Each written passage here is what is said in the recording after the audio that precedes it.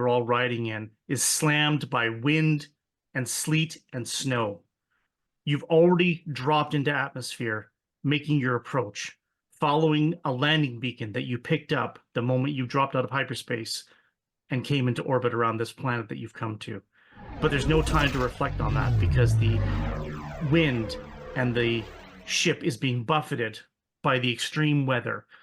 It's snow, it's dark, it's night. Half the instruments on the control panel in the cockpit are gone. You barely can get any readings on what you're seeing. And those in the back, hanging on to the troop hangars, no other seating, no other restraints, being buffeted around. It's fast. It's violent. If you don't hold on tight, you're going to get hurt. Those of you in the back, hanging on, looking at each other, you can't see Vilra, your friend, the Itochi pilot, sitting up in the cockpit because she's above you and in front of you, but you can hear her. You can hear the sound of her voice and her breathing as she struggles with the controls of the ship. It's not responding well, and every time the ship gets buffeted, the ship shakes. Sledge, the salvager turned escapee, along with the rest of you, with his horribly burned one side of his face from an old military accident, does not look good. He's not dealing well with the turbulence and the violent shaking, and he's struggling to hold on to his hanger as he's also struggling to hold a hand over his mouth. 2 Pint, our maintenance and beautification droid, you are plugged into the ship, helping with controls, helping with power readings. The ship is losing power.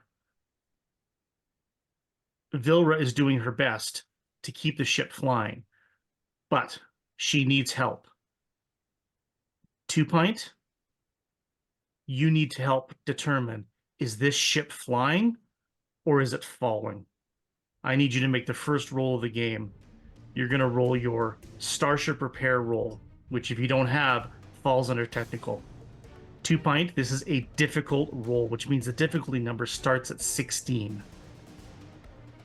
And remember, you can use a character point with this roll if you wish, and one of your dice needs to be a wild die, which can explode on a 6 if it rolls it. Okay. So for technical, 2 Pint has... This is going to be a 40 plus 1, so I get to roll 4. One's... You are my wild die. Okay.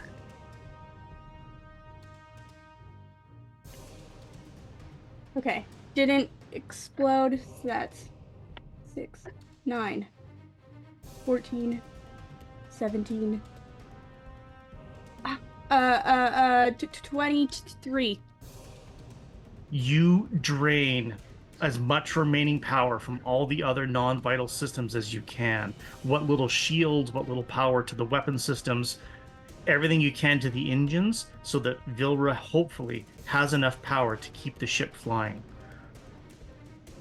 And as the moment you drain those power systems to reroute power in, your scomp link twirling rapidly as you're accessing the ship's systems.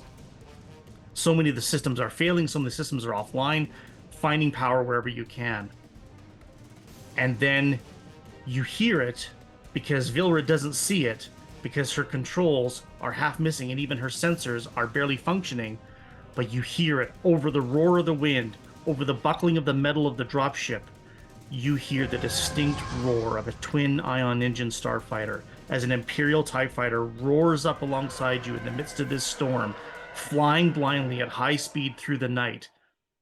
The comms, Vilra, in the cockpit flare for a moment as there's an attempt at communication, but the systems are starting to go down because 2 Pint just drained every other non-critical system to the engines, so you have enough power to keep flying. You can't respond. You can't hear what they're saying, and you certainly can't respond to their transmission. You hear them, you see them a second out of the cockpit, blowing snow, sleet, wind, black sky, it's almost invisible. That gray finned ship for a moment on your starboard, and then it's gone again as it disappears into the snow, was presumably that pilot struggling to keep up with the wind as well. TIE fighters are small, tiny ships and easily buffeted around by that. by those strong forces. There was a landing beacon signal. You were homing in on it. You've lost it again. The storm's interfering with what little sensors you have left. You need to get the drop ship down. You need to land. But you have to decide, Vilra, is this ship about to land or is it about to crash? I need you to make a space transport's piloting roll to try and guide the ship in successfully. This is also a difficult roll, which means the difficulty starts at 16. Make sure you put a wild die in there. It can explode on a 6 and it can complicate on a 1. And you can use a character point if you need to before you determine if the result is what you want.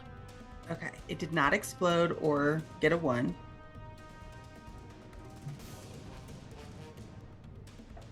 It's a 14. Okay. You hear the sound of the TIE fighter coming in closer again, and then in the midst of the blackened, snow-swept sky, a flash of green as 2 laser cannon shots fly past the ship as they're attempting to ground you or drop you. It's not clear which, because you haven't had any communication with them, but they're obviously not taking kindly to the fact that you're ignoring their communications and their instructions.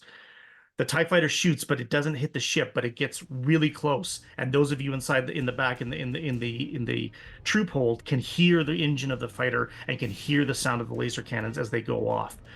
The ship buffets hard again, rocking the inside. Sledge loses his hand on the hangar and slams into the side of the interior of the ship. He hits hard, hits the floor plates, and doesn't get back up, and he seems to be struggling. I want Tanal and Gila to make a strength check, please, to hold on to your hangars as Vilra is starting to lose control of your Republic dropship. Oh boy. Got a 4. Can I help? I exploded. 10, 15. 2 Pint, if you disconnect now, you can attempt to use your repulsor to flash over and break Gila's fall as she loses her grip on the hangar. You will no longer be able to assist Vilra with any of the ship's systems if you do this. I have to stay plugged in. I'm so sorry. I'm so sorry. Bye. Gila slams against the far side of the troop hold on the opposite side from where Sledge hit the wall. Gila hits the wall hard. She does not look like she's doing well. She's on the ground now, not being restrained, not holding on to anything. Both of them, their bodies are shuffling and bumping as Vilra's struggling to keep the ship up. And there's now, you can feel that as the hangars all kind of sway as the dropship starts to descend. And it's descending quickly. And it's not clear if it's descending quickly with Vilra in control. Can I try to, like, grabbing on to the hangars and going, like, one by one, almost like monkey bars, try to, like, make my way to the back of the hold and just reach an arm out for Gila and just say, I'll hold on, you just hold on to me. Absolutely. Make a strength check to essentially pull Gila to you or hold her in place so she's not going to continue to hit the insides of the ship every time it buffets. Okay, and I would like to use a character point because my strength is actually not that good. I exploded again. Okay, all right, we're in business, kids. Oh,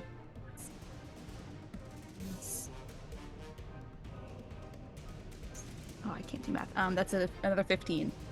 Okay. You hold on to her tight.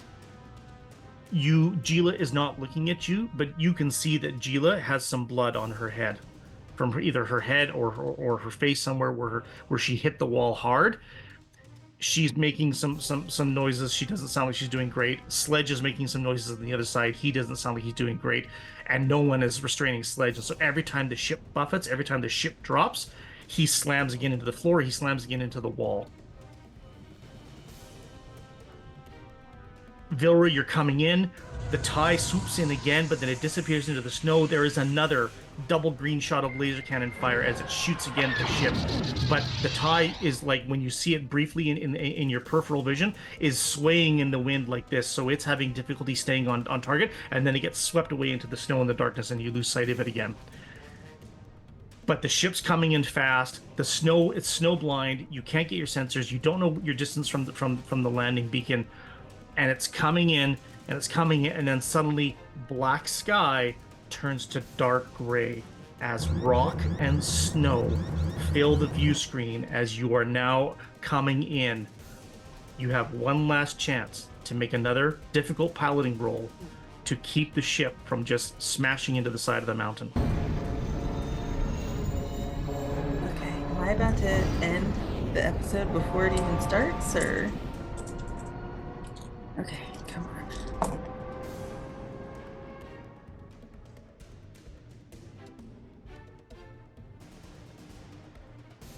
16 exactly. There's a whole bunch of sounds from the engines as Virwa does whatever she can to both slow the rapid descent of the ship, but then also trying to adjust the angle of approach as the nose starts to level up as she tries to bring it in. Republic dropships don't have landing gears. They just come in hull hard to drop off troops in fast moments, scrape along, and then take off again. And so scrape along is exactly what Vilra does. There's a horrible rending sound as the dropship hits the ground hard. It bounces off the ground before coming down again and grinding on the rock again. You've got Gila. You keep her from getting jostled too violently. No such help for Sledge as his body flies up for a moment off the floor plate and then slams down again. There is the sound of metal hull on stone as the ship is now careening and sliding up against the ground. You can't fly a ship on the ground, Vilra. You're along for the ride at this point. And so you can see snow, you can see rock pass, you can see there's some kind of rocky face in front of you. And then there is an impact where one of the wings catches on an outcropping, snapping. There is the sound of rending metal, and suddenly the stale recycled air that has been inside this dropship for the many days that you've been flying in hyperspace is suddenly violently replaced by cold rushing air, snow, sleet blowing inside the hull because part of the wing has torn away from the hull, exposing the ship to the outside. It slides at an angle, and then the dropship sort of slams into a rock face, jolting upwards and then back down again, jostling everyone back down, giving Sledge one more roller coaster ride before he slams in the deck plates one more time. Vilra, you're in the cockpit, you're restrained, but the restraint doesn't stop you from slamming forward into the restraints. Your hands and wrists banging up against the control panels as the ship smashes into a violent sudden stop. There's a crash as the cockpit is broken, and again the sort of stale recycled air of the cockpit is suddenly replaced by blowing snow and wind on your face as your vision's getting blurry, things are getting dark. All of you have been hit, either the ceiling or the floor or something else. Two Pint is ejected from the scomp link and skitters across the back of the troop compartment. Because it is such a sudden stop that nobody can hold on tight enough to prevent themselves from getting jostled from that. In the distance, you think you hear the sound of the roar of a TIE fighter engine as it flies somewhere overhead, lost in the snowstorm. Your vision's blurry. It's fading to black. The engines are still powered on, but winding down, but making very, very unhealthy sounds that as they took the damage from the land. What little lights are on side the ship are starting to flicker and extinguish one by one as the last of the power is drained from the system. You're on the ground. You're whole, but that doesn't mean you're intact. The ship has taken severe damage, but you've made it to your destination. Welcome to the Planet Fest. And welcome to everybody to the first episode of Quadrilateral Frostfall, our new Star Wars actual play series.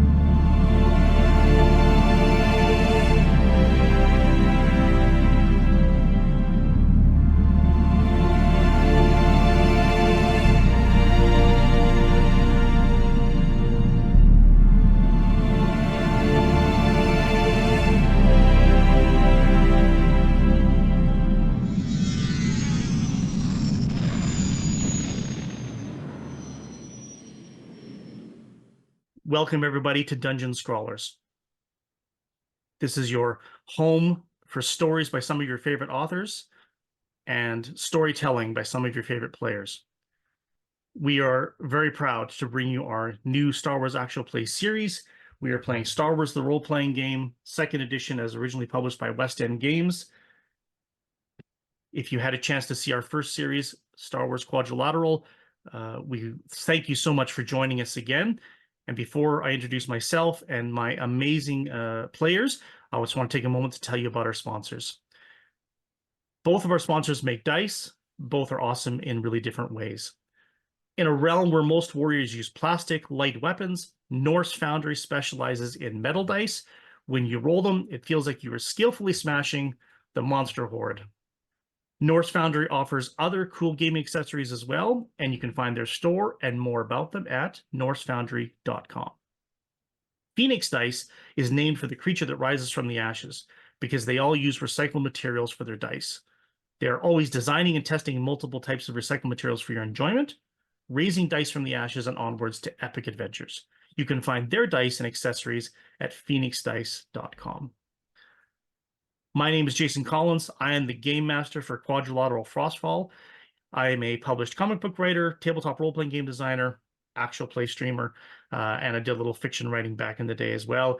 You can find all of my socials and all of my links to all of my work on Linktree at digital_Collins. Barnaby? Hi, everybody. My name is Barnaby. You can find me on the internet at that's_Barnaby. I am a professional TTRPG illustrator, as well as I'm on actual plays. I'm glad to be back. And just a fun community member in the space. Glad to be back. Mara. Hey everyone, my name is Mara. You can find me in your local coffee shop writing my thesis and probably crying, but also on the internet at College of Lore Dropout or just Lore Dropout. I don't remember which social media has which handle. You can guess. And you can also find me on Starlight Tales, a queer and trans-led actual play channel that's all about space. Nice. Diana. Hi, I'm Diana. You can find me most places on the internet at Sapphic Strigonona or just Sapphic Striga or any of the places that Mara just listed. I'm over there on Starlight Tales as well. And in the near future, depending on when this comes out, you can find some of my writing for the TTRPG Story Bake. Go check it out. It's a good time if you like baking, if you like adventures, if you wish that every adventure in your in your tabletop book came with a recipe. This is the game for you. So I'm writing about peep jousting. Very fun. May. Hi everyone, my name is May. You can find me on the internet at Maybe Mayhem. And I'm doing some other actual plays. This is the big one on my plate right now, but keep on my socials for others. You can also find me on my podcast that I do with my friend Mary Kate called Socially Plagued. It's not TTRPG related, but we do complain about stuff and it's just a good time.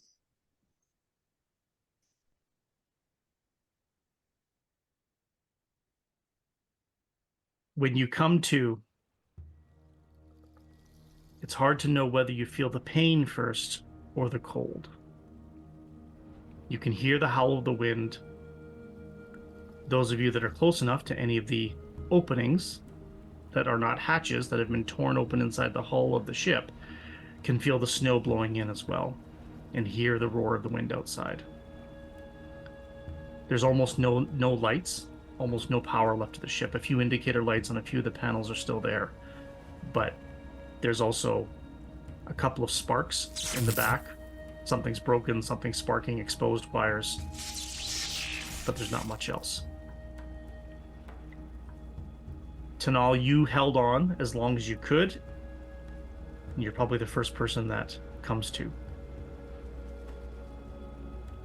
I think that Tanal kind of pulls herself back upright and immediately is looking around the space, assessing. I think that one of the few things she was able to take with her, she pulls out, I have a, what is it called? An all temperature cloak. I think pulls that out immediately, lays that over Gila, and then we'll go and check on Sledge to try to assess his injuries and if he's alive.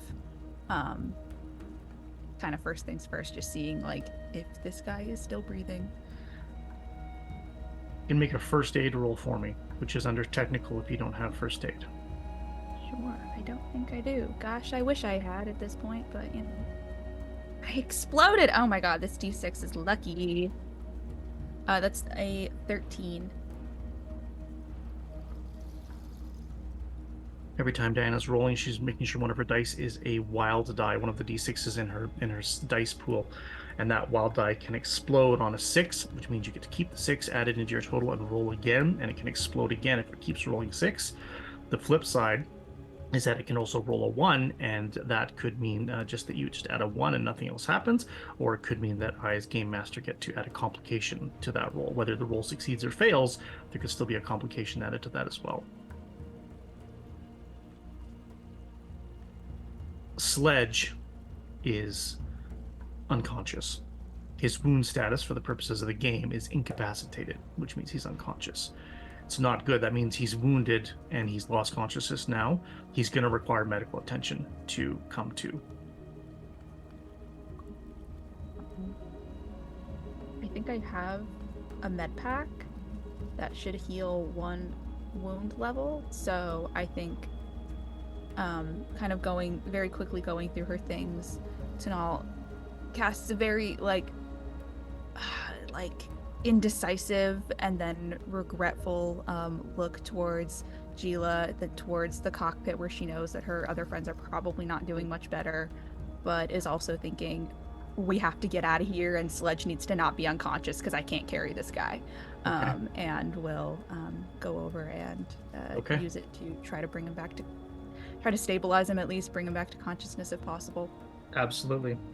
So again, it's going to be a first aid roll. You're going to use the med pack, and you're going to try and improve his status. Okay, cool. I'm just going to double check the difficulty for the med pack healing. So it's a moderate difficulty. So the difficulty can be anywhere from 11 to 15. Did not make that. I rolled a 5. Okay. So the end result is that he's alive but unconscious. You've expended the use of the med pack, so it can't be used again. But your panic, your indecision, your frustration, it all just stems up, and you realize that you just don't have the right materials in the med pack to get him back to conscious. So he's there. It looks like he's got some really bad bruising and probably a few cuts as well. You just don't have the materials to help him right now with what you've got. I think in this frustration is building. There's panic kind of in her eyes as they're darting around looking for literally anyone to help, and she'll kind of just call up to the front of the cockpit. Is anybody up?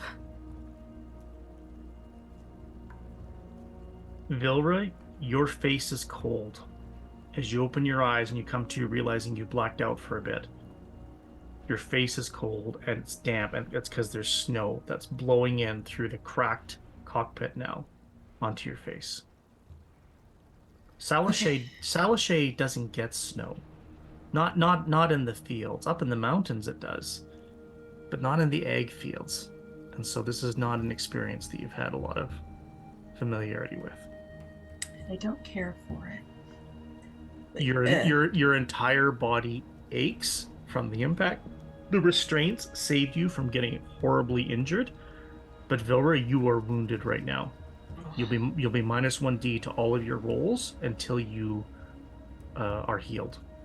Okay. Yeah, she yells back. Yeah, I'm up. Kind of. I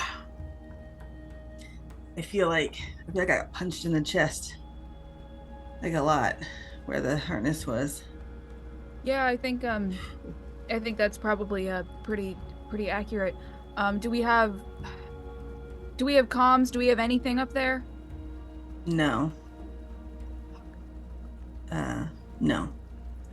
I don't think I could get this thing working again, even if I desperately needed it to, and I desperately need it to. But everyone good back there? I think she starts to undo the harness. Like, it's very clearly moving slowly, just like everything aches. Sledge is unconscious. Gila is, and kind of will go over to check on Gila now at this point. Gila, you are awake.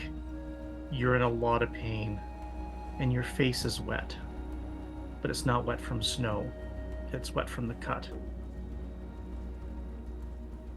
And you've got an all temperature cloak that somebody laid across your back and your shoulders as you laid on the deck plates. I'm alive. Oh, thank God. Okay. I think I've been injured. Are you okay? Can you...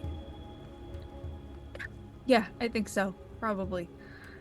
Can I do first aid on Gila? Do you have a med pack? No, but I have first aid as a skill.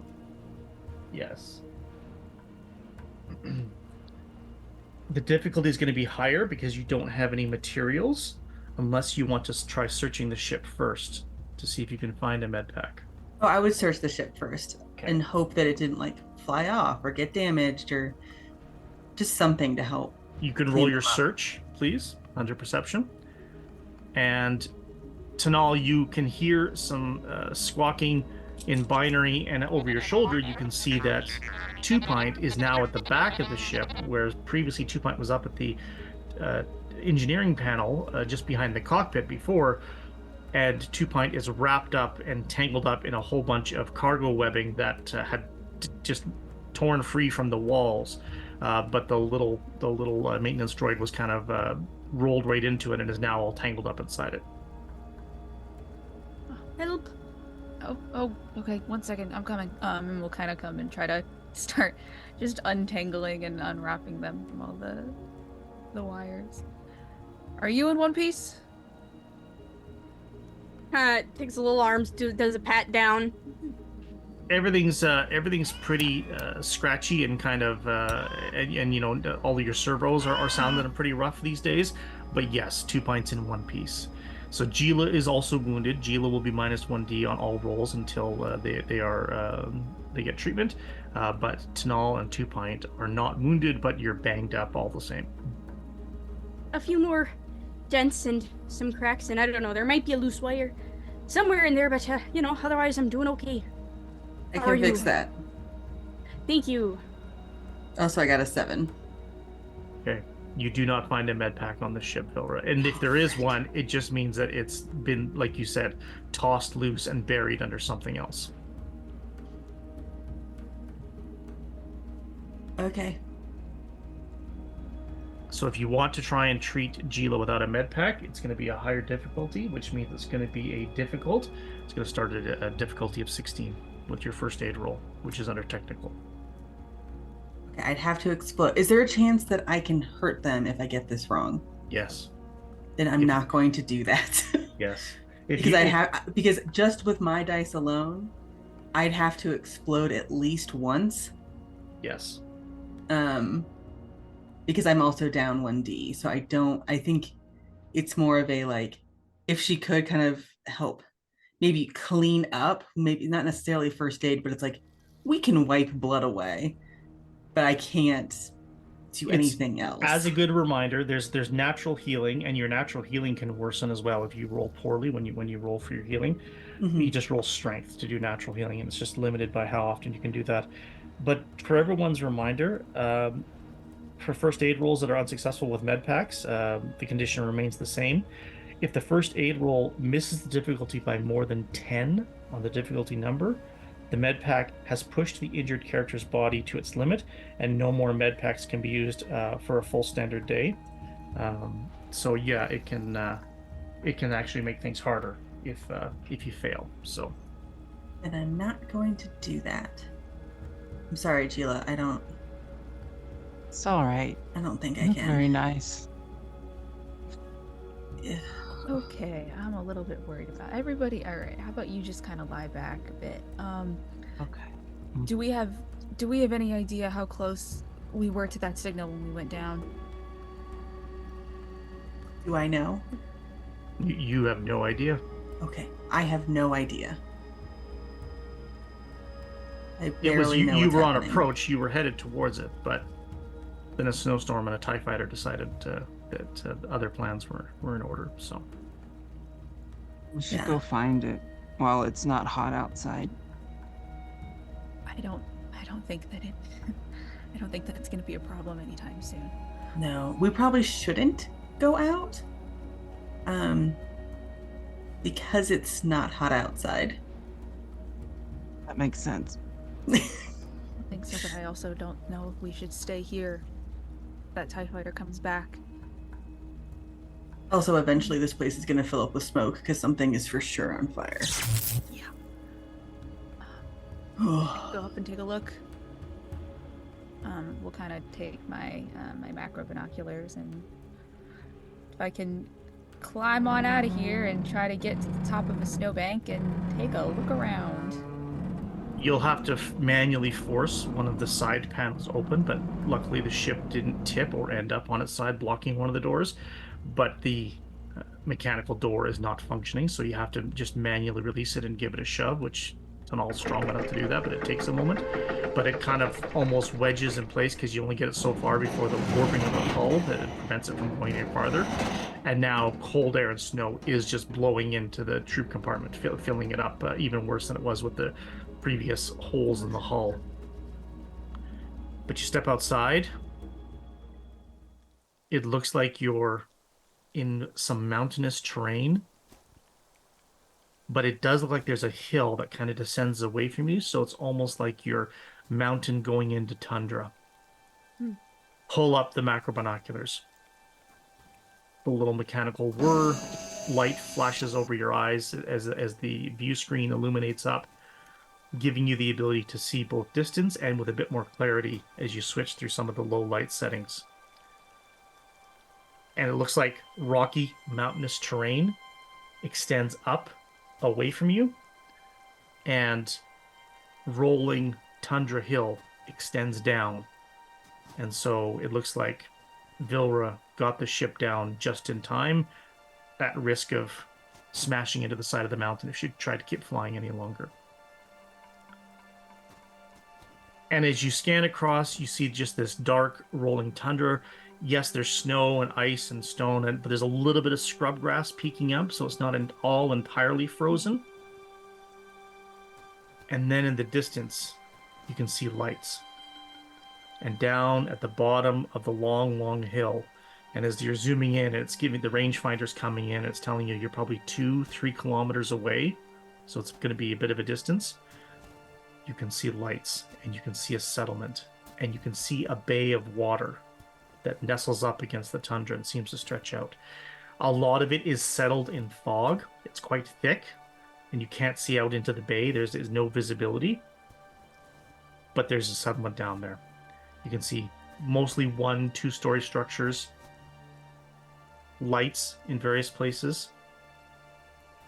On the north side, you can see what looked to be an old 2- or 3-story building, and you can see there's a large communications array, a large dish pointed up to the sky, but there's a massive hole in it, and there's no lights anywhere on it. It's all dark, and there's a giant hole in one of the panels on the dish. And then that gives way into the settlement. You can see the bay. You can see, briefly, between some of the buildings, boats on the water, anchored up at shore, but there's some watercraft there. And then as you go further south, more of the buildings, more of the settlements, it's probably twice as big as West Crag, so probably 3,000-4,000 people, maybe, if it seems, but not all the buildings have lights, and there's not a lot of activity down there at the moment. You can see what looks to be 2 old landing bays, walled landing bays that are open air, but they are dark. There's no lights, there's no activity. They don't seem to have any indicators going on. And then just beyond them, on the water side, a well-lit, brightly illuminated hermacrete landing pad that's just open air, sitting in the open. There's a ship sitting on the landing pad. There's large towers with spotlights coming down, and there's a security tower that seems to be overlooking the landing pad as well. And that seems to be where what little activity you can see at this distance. Is difficult to get much detail, but there does appear to be some figures moving around the landing pad. And then occasionally, if you slide the macro binoculars back across the settlement, occasionally you can pick out 1 or 2 silhouetted forms walking through the streets. But again, it's probably 2, almost 3 kilometers away, down a rocky, slick tundra hill in the middle of the night. Okay. And as you ponder that, you're interrupted as the sound of a twin ion engine starfighter roars overhead, but not directly overhead, off to the side. And a TIE fighter comes into view in the midst of the snowstorm. They've got a spotlight, and they're shining it down on the ground as they fly on past, but they're nowhere near the dropship at the moment, and they go off in a different direction. But they're doing a search grid as they're sweeping, and then they disappear. They pull up again. The spotlight disappears off the ground as it pulls up into the sky and is swallowed by the snowstorm.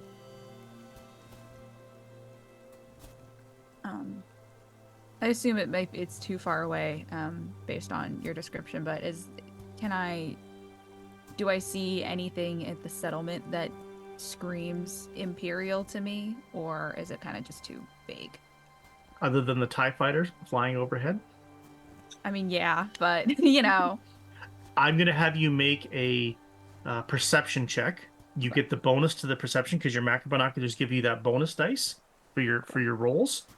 So now you're searching for something specific. And so I think the macro binoculars give you a bonus to search, if I remember correctly. Yep.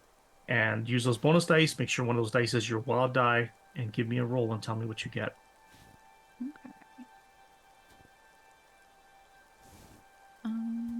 Okay, no explosions, but that's okay. And then, can I do math? Maybe the bonus. That is going to be a 15. Lots of small figures that you can see, mostly silhouetted. The lighting, in the streets is a bit dim. The snow is blowing, so it's obviously helping cast shadows. And then you focus back on the landing pad, and you can see that there's a ship there. It doesn't look to be an Imperial design that you can tell. It's hard to say if it's a shuttle or a freighter. Could be one or the other. The spotlights shine down, illuminating the ship, making the ship stand out in the light, but then casting long shadows along the landing pad. So again, the figures are a bit darkened. And as you focus in on those figures for a moment, kind of looks like civilians, kind of looks like people just walking their way.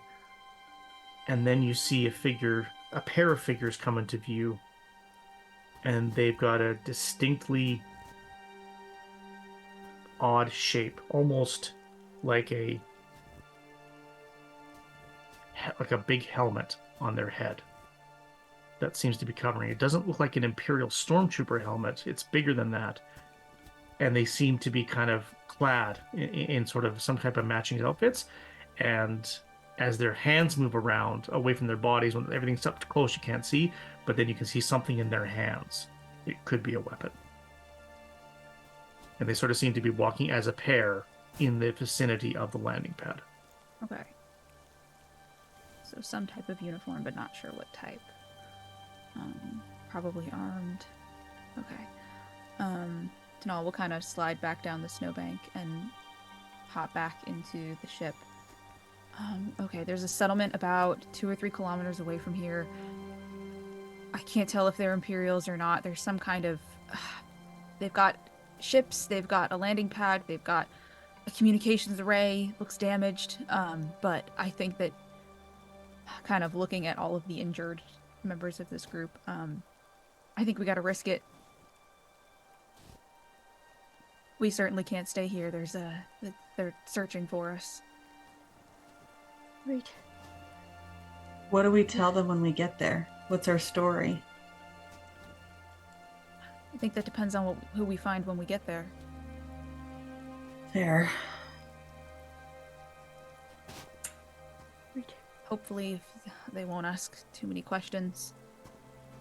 But What are we gonna do about the sledge unconscious? I can't carry him. I'm not very good at muscly things, mostly because I have metal and not muscles, but I don't really know. What are we gonna do? I can carry him. Good option. Maybe another Uh-huh. one is good. Yeah, better. that'll be plan B. Maybe we Yeah. make like a sled It's a good and kind idea. of drag him. I honestly don't know.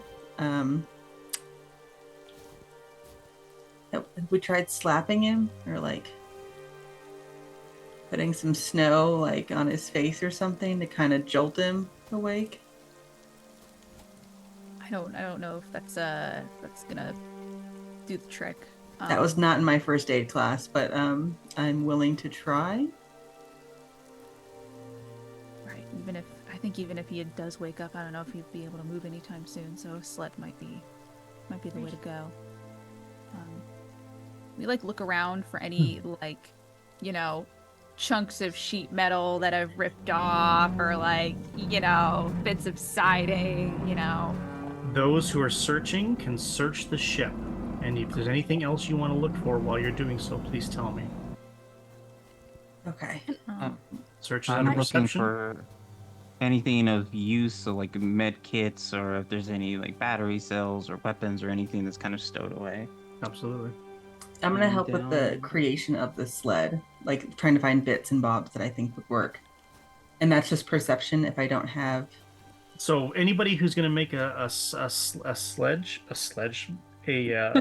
for sledge can just roll your technical, because it's just basically you're just putting together scrap, which there's quite a bit of scrap metal all of a sudden getting around the ship as pieces flew off as you smashed into the rocky ground. It's not a problem to find the materials. You just need a bit of time to do it. So anybody making the litter to pull sledge can roll their technical. Anybody searching the ship for anything else of use can roll their search. Yep. I will definitely Got it. search. And don't forget your minus die if you're wounded. Got a 13. Okay. If I'm rolling, my technical is 2D, so I'm -1. Do I just roll the wild die You just then? roll the wild die. That's all you roll. And maybe you Okay. ask anybody on the team to help you that might be skilled with the technical things. I can help you. Hey, 2pint, what's up?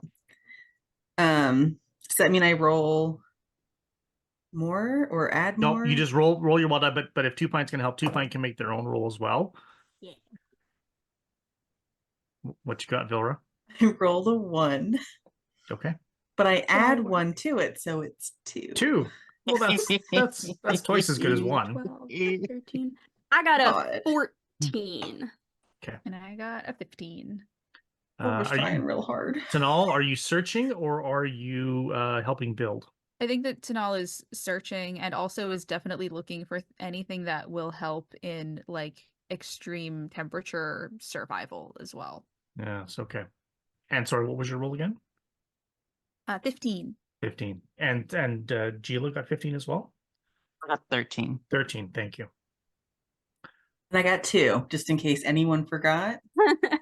Rolled a Good. 1, got a 2. Incredible. Thank you. Good job.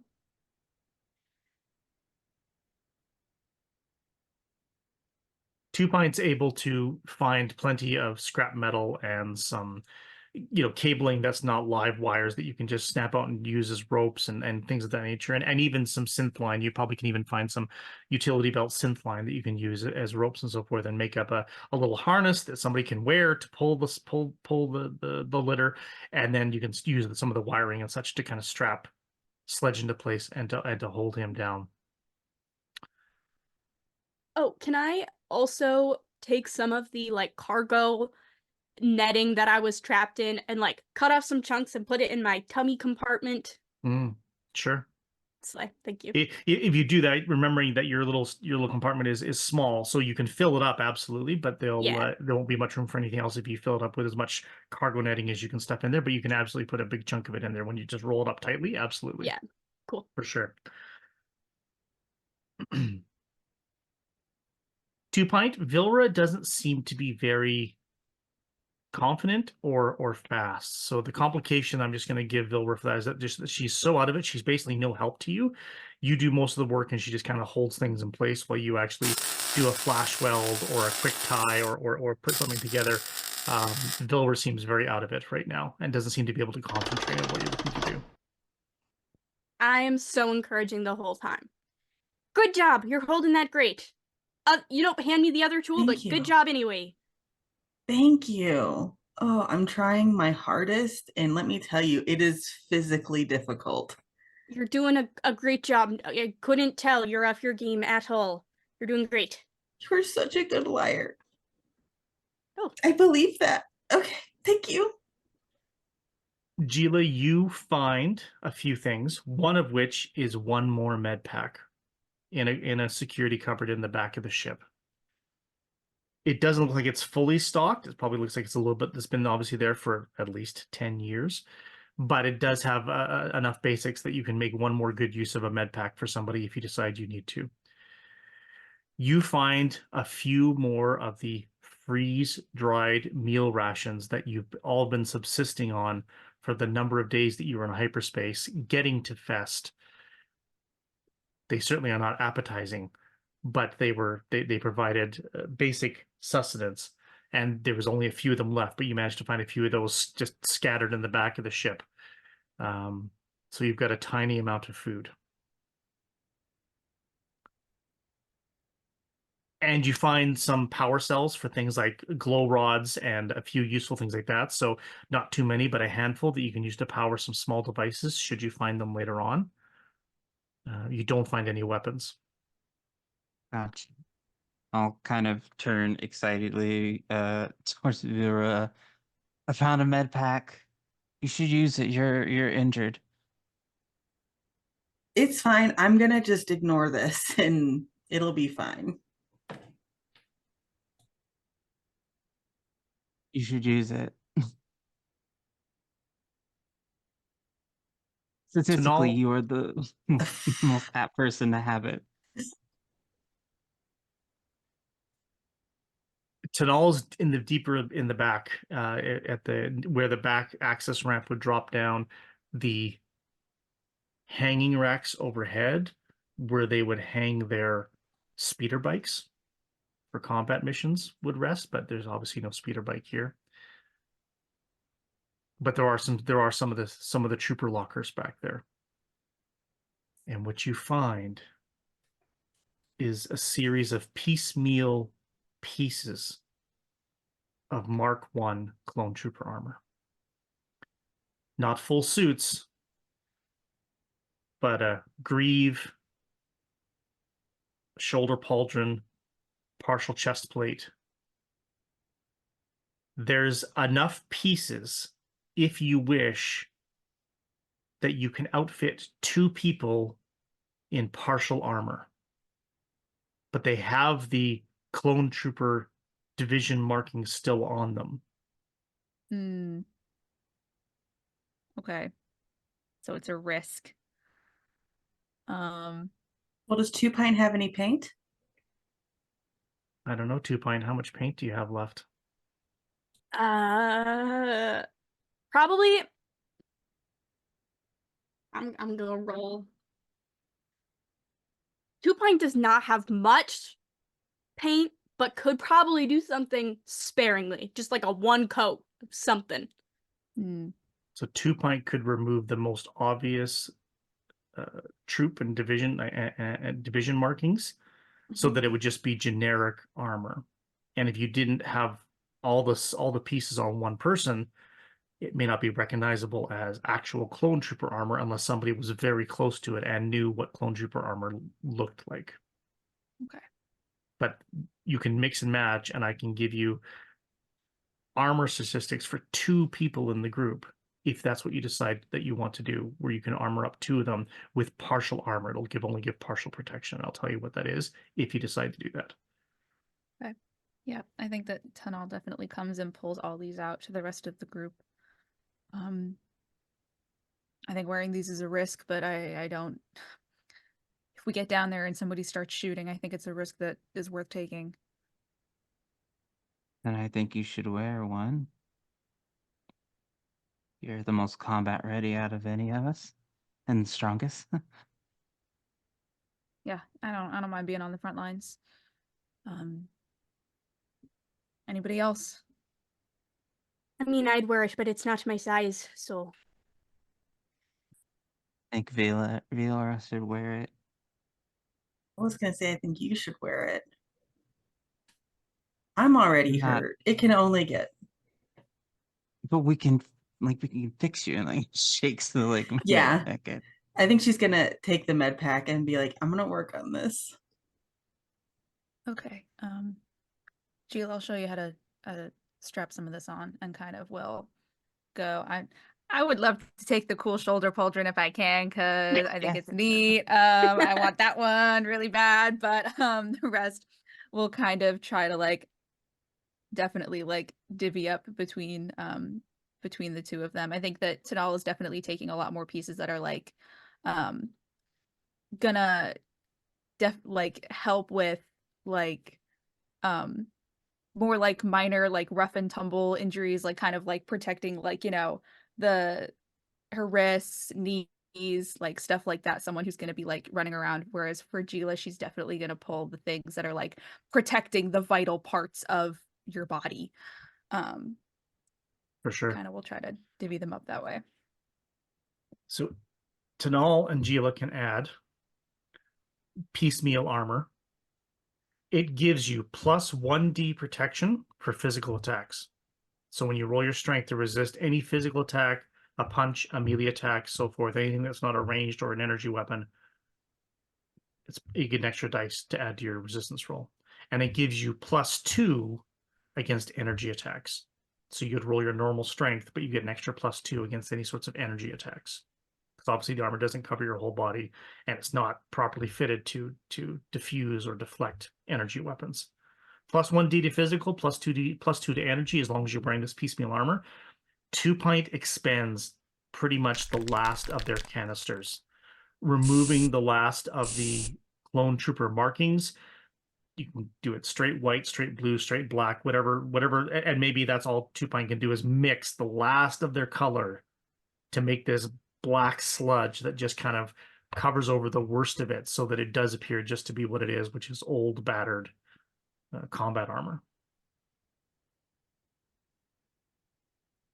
Can I try to first aid myself now? So if you use a med pack on yourself, it's a higher difficulty, and you're at the minus 1d to your first aid roll already. And let me just double check that. What if I used something else along with it? Something maybe a little forceful. Tell me what you're thinking. And I'm just I going to need to double check. look it up, but I was thinking of if I could use control pain. So control pain will help you ignore the pain, so you don't get the minus 1d, which is good. And it just depends if you're going to keep that power up, because then it's staying up as a power, which does incur the minus 1d for other rolls in the future. No, I think it would just be just for this, like, to kind of. Yeah. Okay. So you need to make your control roll. Which I forgot how to do. So it's just like a skill, your control dice. It is subject to the minus 1d because you're wounded, but it can't go below 1d. And I just don't remember how many control dice I have. I believe it's 1d, right? 1d, yeah. Okay. So you're wounded. The difficulty for control pain is very easy. So it's just a DC. It's just a DC of 3. But you're rolling 1 die, and it is your wild die, so it can't explode. So you got a 5. I got a 5. Okay. So for the moment, you don't feel the incredible ache and pain. And so you kind of have to sit down somewhere for a moment, concentrate on yourself, concentrate on what your body's feeling. No one else realizes that this is taking place, but this is what's happened. And so now you feel like you can concentrate long enough to do that first aid check on yourself. And real quickly again, I do believe. So wounded is an easy difficulty. So the difficulty is a 6 on your first aid roll, but let me just double check if it reminds. No, so a character can use a med pack on themselves, but they suffer an extra minus 1d penalty in addition to any other penalties. So what's your first aid? My first aid is 3d plus 2. So that means it'll be 2d plus 2 because you're using the med pack on yourself, but you're not suffering the minus 1d from also being wounded. So that's a good thing. Okay. And it's a very easy roll, so it's only a difficulty of 3. Okay. I did roll a 1 on my wild die, Okay. and it's a 5 total. Okay. So here's what happens. You expend the med pack is gone. You don't have to use control pain because the pain goes away. You feel like you are better now that the med pack has taken care of the worst of your injury in that regard. But there's a complication on that roll, and that complication I'm going to keep in my back pocket, and it's going to come up later. Okay, I'm not worried about that. On a little Okay. treat, little reward for later. Little treat for later. Yeah, I think at that point Vilra kind of stretches and then winces a little because it still hurts, but it's like, okay, You have a more little less of manageable. the fog in your head now, though, which seems to be helping. Oh, okay. Yeah, Gila, this was a good call. This was the correct action to take. You are so smart. I try. Gila's still a little staggery and a little woozy when they speak and when they walk around. So just keeping an eye on Gila probably is a good idea.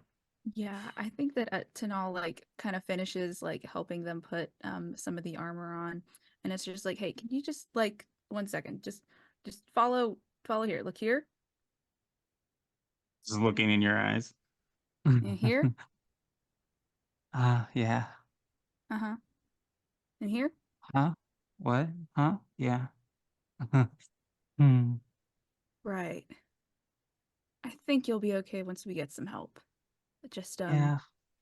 stay close, okay? Yeah. No. I'll stay close. All right, good. Who's gonna drag Sledge? Somebody has to I got it, guys. You harness up Tanal and you're Mhm. dragging Sledge. It's not going to be a very smooth ride for Sledge, but it is going to get No. out. Mhm.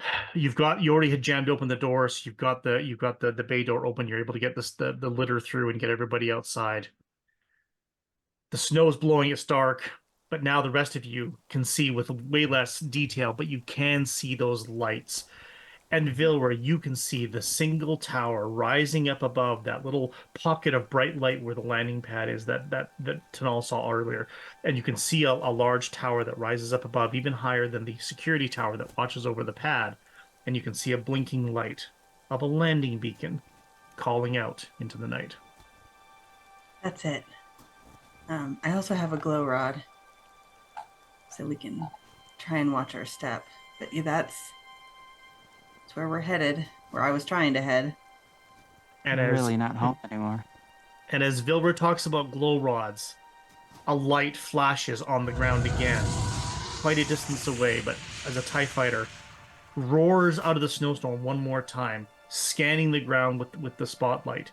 Before it kills the light disappears and it rises up, and then you hear a second roar as another TIE fighter from the other side comes, and it flies up out of the snowstorm, mirroring with the other one's flight path, and now there's 2 of them.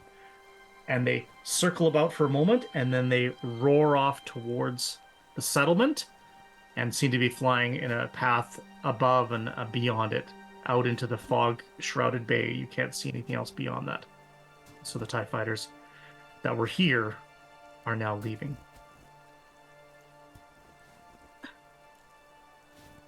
Oh, that's good. Yeah, that's 1 point in the maybe the settlement won't be full of stormtroopers category. All right. Perhaps we don't make our presence known. Question: how much snow is on the ground? Light snow. Light snow. Okay. Is it actively snowing or just foggy? It's actively blowing snow, not so much Okay. just heavy falling snow as normally. It's mountainous air that's blowing snow around. It could be picking snow up off the ground and blowing it around and then dropping it back down. When you're on approach, Vilra could see blowing snow of a snowstorm, probably higher up in the mountainous altitudes. Okay. Down here, it just seems to be cold, blustery air, but it doesn't appear to be heavy snow so much as it's just picking up snow and blustering it around. It's just a tundra wasteland. In that case, knowing that there are TIE fighters looking for our ship, and if they find it, they are gonna come looking for us. Can Two Pint like take his tow cable and try and like drag a piece of metal to like cover our footprints in the snow, or like cover it a little bit, with the wind blowing, so it's harder to see which direction we went. I mean, they're probably going to assume we went to the settlement, but just in case. The short answer is yes, and as you start to look ahead, there is some firmer ground and some rocky ground that you can try and walk on as well. That'll probably help a little bit, though it doesn't take. It's not hard to guess that if anybody survived to the crash, there's only one direction they're probably likely to go. But the number of people traveling and so forth, yeah, you can absolutely use your tow cable, tie on, and just kind of scrape the ground anywhere that's softer, that's leaving footprints. You can scrape that and just try and mask it a bit. Absolutely. Perfect. And Two Pint will be in the back of the group doing that. Okay. 2 kilometers over tundra terrain with light snow. You're cold, you're hungry, you're wounded, and it's nighttime. It takes a long time to walk 2 kilometers at night over uneven ground while dragging somebody wounded on a litter behind you. But eventually you get to the outskirts of the settlement. There's a few more lights. You do see people walking, perhaps not as many as would be in daylight hours. But the sky is almost a murky gray-black, and so it's even difficult to necessarily know what time of night it is. But there's lights on the sides of the buildings shining into some of the main streets, but there's lots of side alleys and darkness as well. Plenty of places that you can maneuver your way up and get into the settlement at the fringe before you decide where you're going to go and what you're going to do.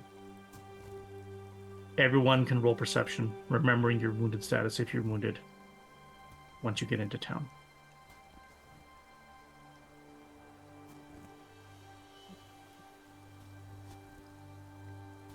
I rolled a 10. I rolled a 9. I got a 15. Also rolled a 10.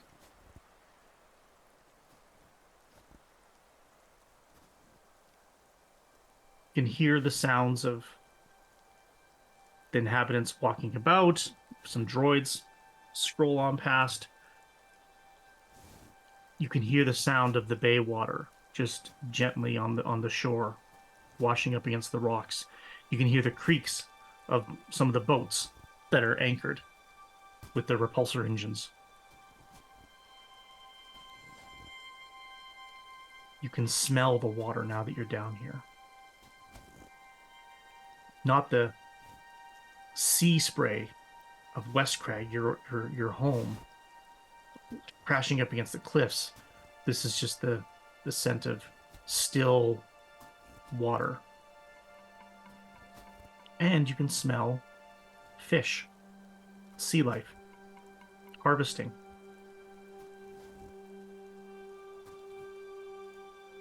There seems to be a bit of activity more towards the center of the settlement. There's a few signs for that. Definitely seems these are not military buildings. It seems to be civilian. And then Tanal, as you can see that one of them is deciding which direction to go and kind of craning their head out, you're able to kind of yank Vilra and Gila back as they're looking one direction down the street, and as you look the other way, and as you see walking in pair in tandem. And I'll put it up in our little private chat, and we will share this with everybody later on. But Tanal, you see these two figures come walking down the lane. And I've got that up on our Discord. Oh, I don't have it up on our Discord because I actually have to share it in our Discord first to be smart. There we go. Okay. Tanal sees 2 white-clad Imperial snowtroopers with these large, oversized helmets and full face shields, environmental face shields covering up their mask and their helmets, with their white armor that's stained and dirty, the boots scuffed up by the dirty tundra ground, carrying blaster rifles in their hands. And as they walk, not terribly vigilant, just walking a patrol through town, and you pull everyone back into this side alley that you're in. They pay no mind. They're not actively searching for anybody. They're not actively seeming to look. They're just doing a patrol. But 2 Imperial snowtroopers walk down the street past you, and they continue on in the direction of the landing pad. Give me regular reports, please. Right.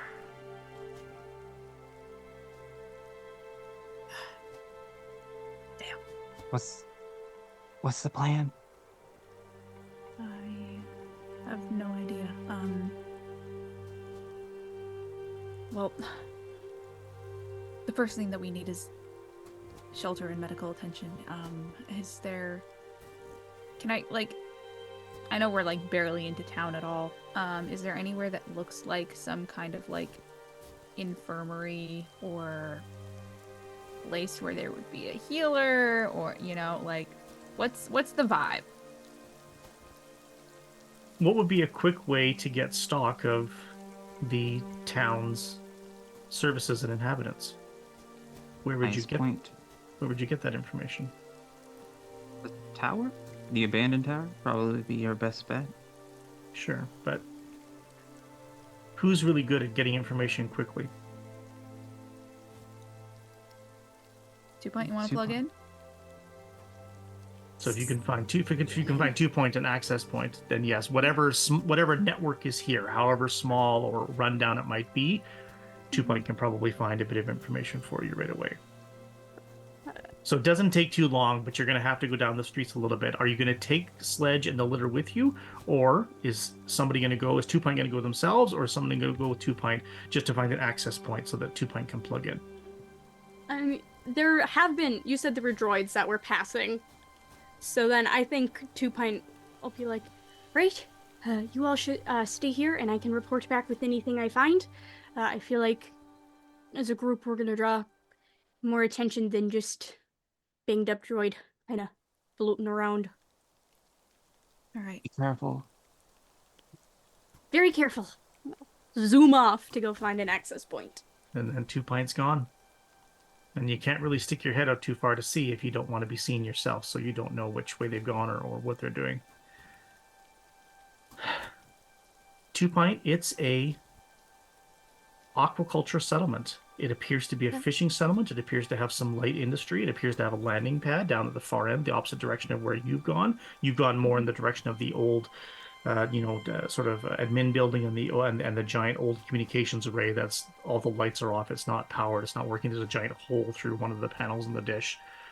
But there's plenty of storefronts, and then there's obviously plenty of homesteads as well.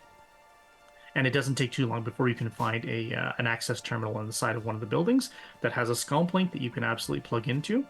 If you want to make a computer programming repair, roll for me and pull up the local network and see what you can find. Perfect. I get to roll 6 die for computer programming. So that is, did not explode, but that is 10, 12, 14, 16, and I get to roll another one because that's just 5. 16 plus 5 is 21. Okay. And no complication on your wild die? Nope. Okay.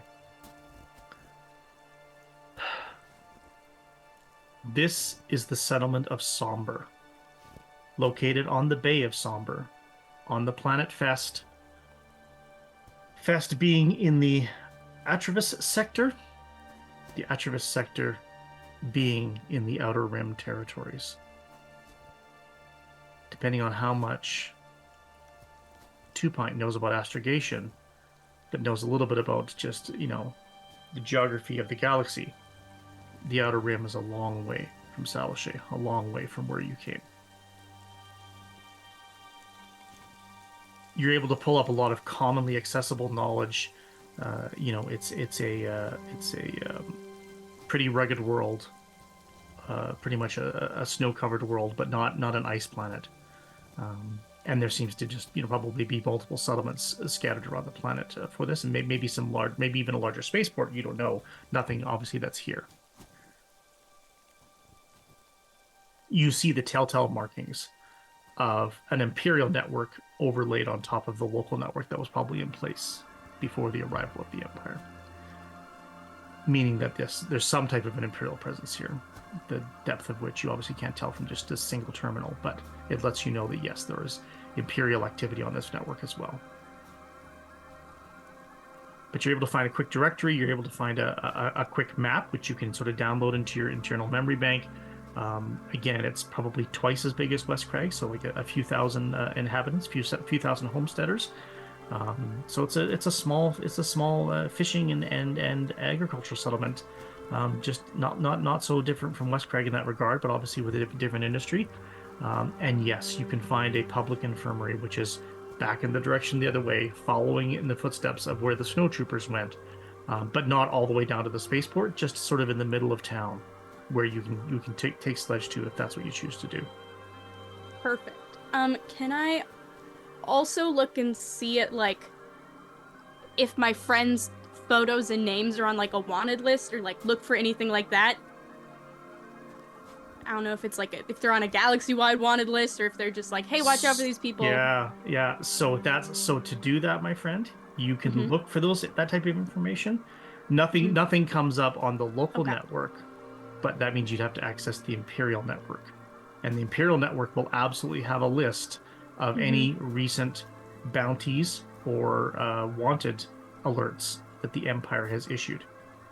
Are you going to access the Imperial network to look for that information? I feel like it's important to know, especially if we're gonna go show our faces at an infirmary. Okay. So you're gonna roll computer program and repair one more time. Oh. Okay. Don't fail me. Okay, I got a 2 on my exploding dice, so nothing happens there. So that's 5, 6, 7, 10, 15, 16, 17. Re-roll that one for 6. So that's another 21.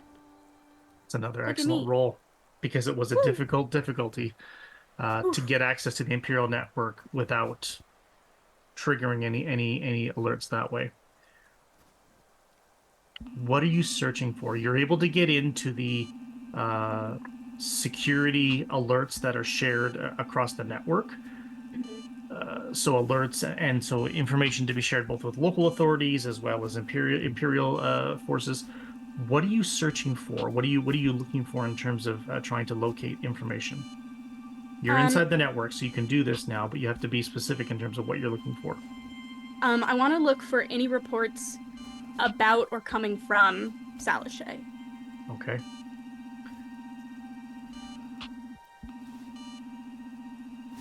There is a general planetary alert for Salashay.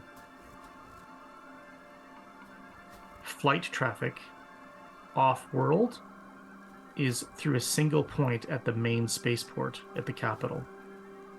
So it's restricted and only on approved flight paths.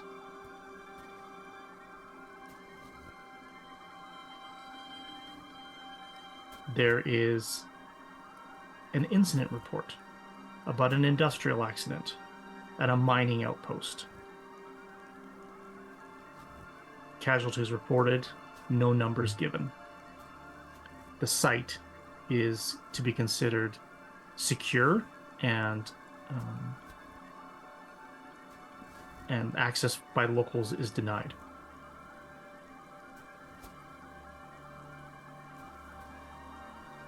And there's an alert that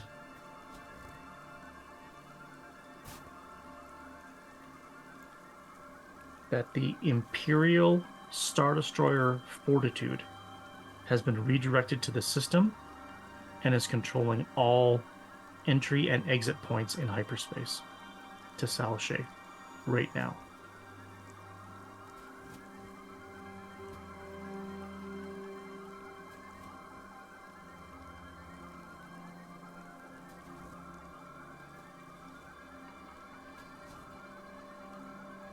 Do you do any other searches before you unplug? Roughly how long were we traveling for? It's probably been about 3 or 4 days. Okay. Just Then not quite a week. Okay. Going I don't from want to the- like Going from the search core up. to the outer rims. Okay. I don't want to search up our names because that feels like a red flag. But I would love to look up at any people added to the list since we've left, if possible. Like, in the past week, here's the people with bounties on their heads, and I'm sure it's a lot of information. But I'll just kind of see if Okay. I can spot them. Okay.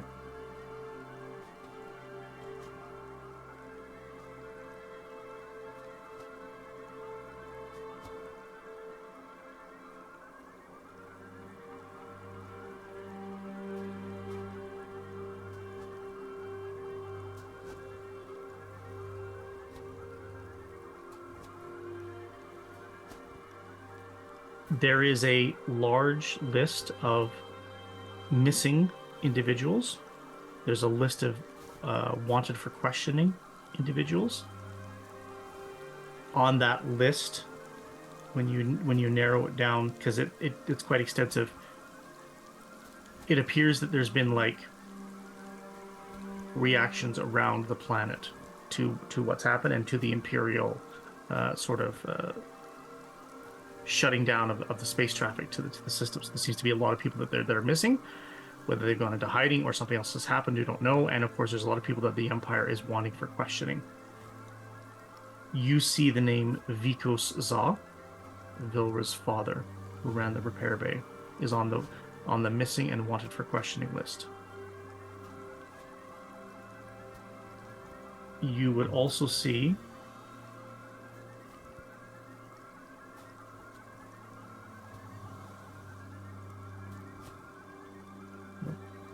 Nope.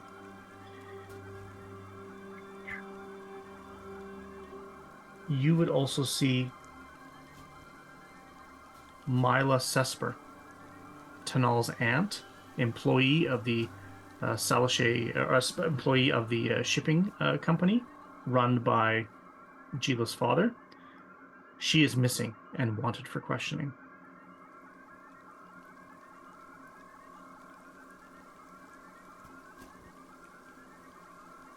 Oten, Twi'lek engineer and botanist, missing and wanted for questioning.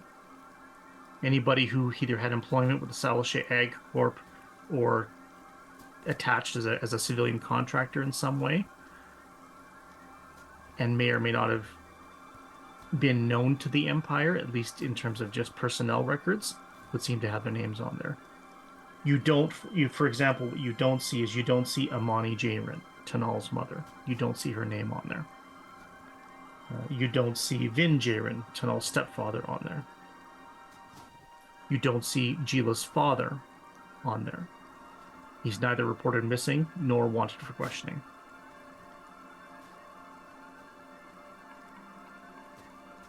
And then you find a security alert. And then you find under the orders to locate and detain. And in those listings, you find a listing for Vilraza Iktochi, resident of West Crag, missing, wanted for questioning, detain, wanted for crimes against the Empire.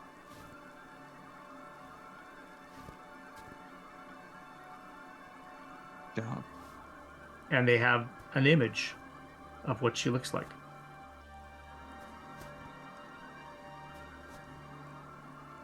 And it's security footage, so it's not perfect. It's a little grainy. It's at a bit of a distance. But the facility, of course, has security cameras, and Vilra was not wearing a technician's uniform with a cap pulled low in the whole 9 yards. She was there as herself. But the Empire's put out a detain order. Locate and detain order on Vilraza. and a missing and wanted for questioning order on related family members for each of you in some form or another, and individuals that you knew that were at West Crag and may have had direct contact with the Empire.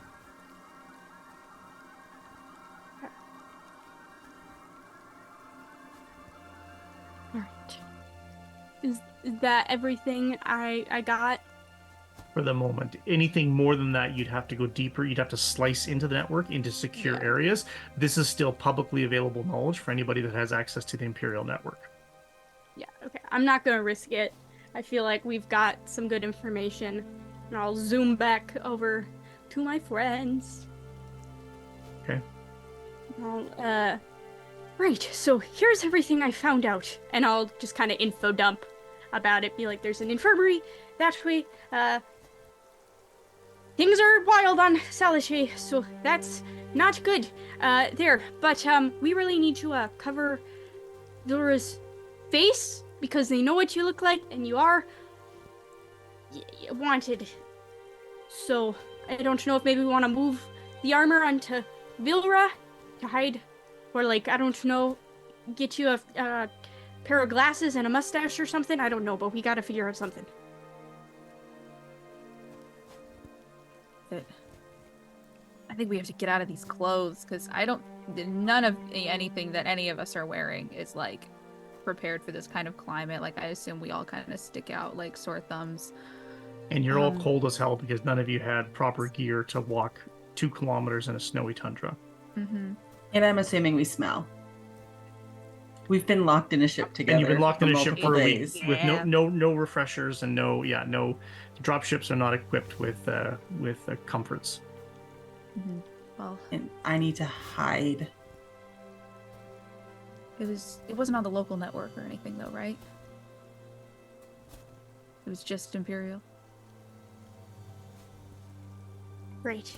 Okay. But like, I mean, anyone with access to Imperial is still gonna be going. Like, could see the network, so Okay. Yeah. Well, I think the first thing that we need is medical attention, so I think that's just going to be a risk with the infirmary, but I think everything else we can figure out after we've all healed and had a good night's rest. We also need to come up with what planet are we from? Because we can't say where we're from. Do we know like what's like a couple like the next planet over? Like, I'm cooking on like we're a bunch of dumb teenagers who found this old ship and took it for a joyride, and now we're fucked. Like, would we know? Like Salashay's in the core. There's a lot of other systems nearby. That would be good. Okay. Assuming I don't pull a planet name out of my head that is totally inappropriate. But you would know some of your neighboring. You would know some of your neighboring systems. And actually, just really quick here. Let me just go like this. And sorry to make you look at a map. no. It's all good. It's all good. And actually, what we will do then is you're going to come up with a cover story. You're going to come up with what you're going to do. You're going to head to the infirmary. We're going to pause and we're going to take our 10-minute break, and everybody's going to have a little stretch, and then we will come back with your cover stories and with your new identities when we return. Thank you.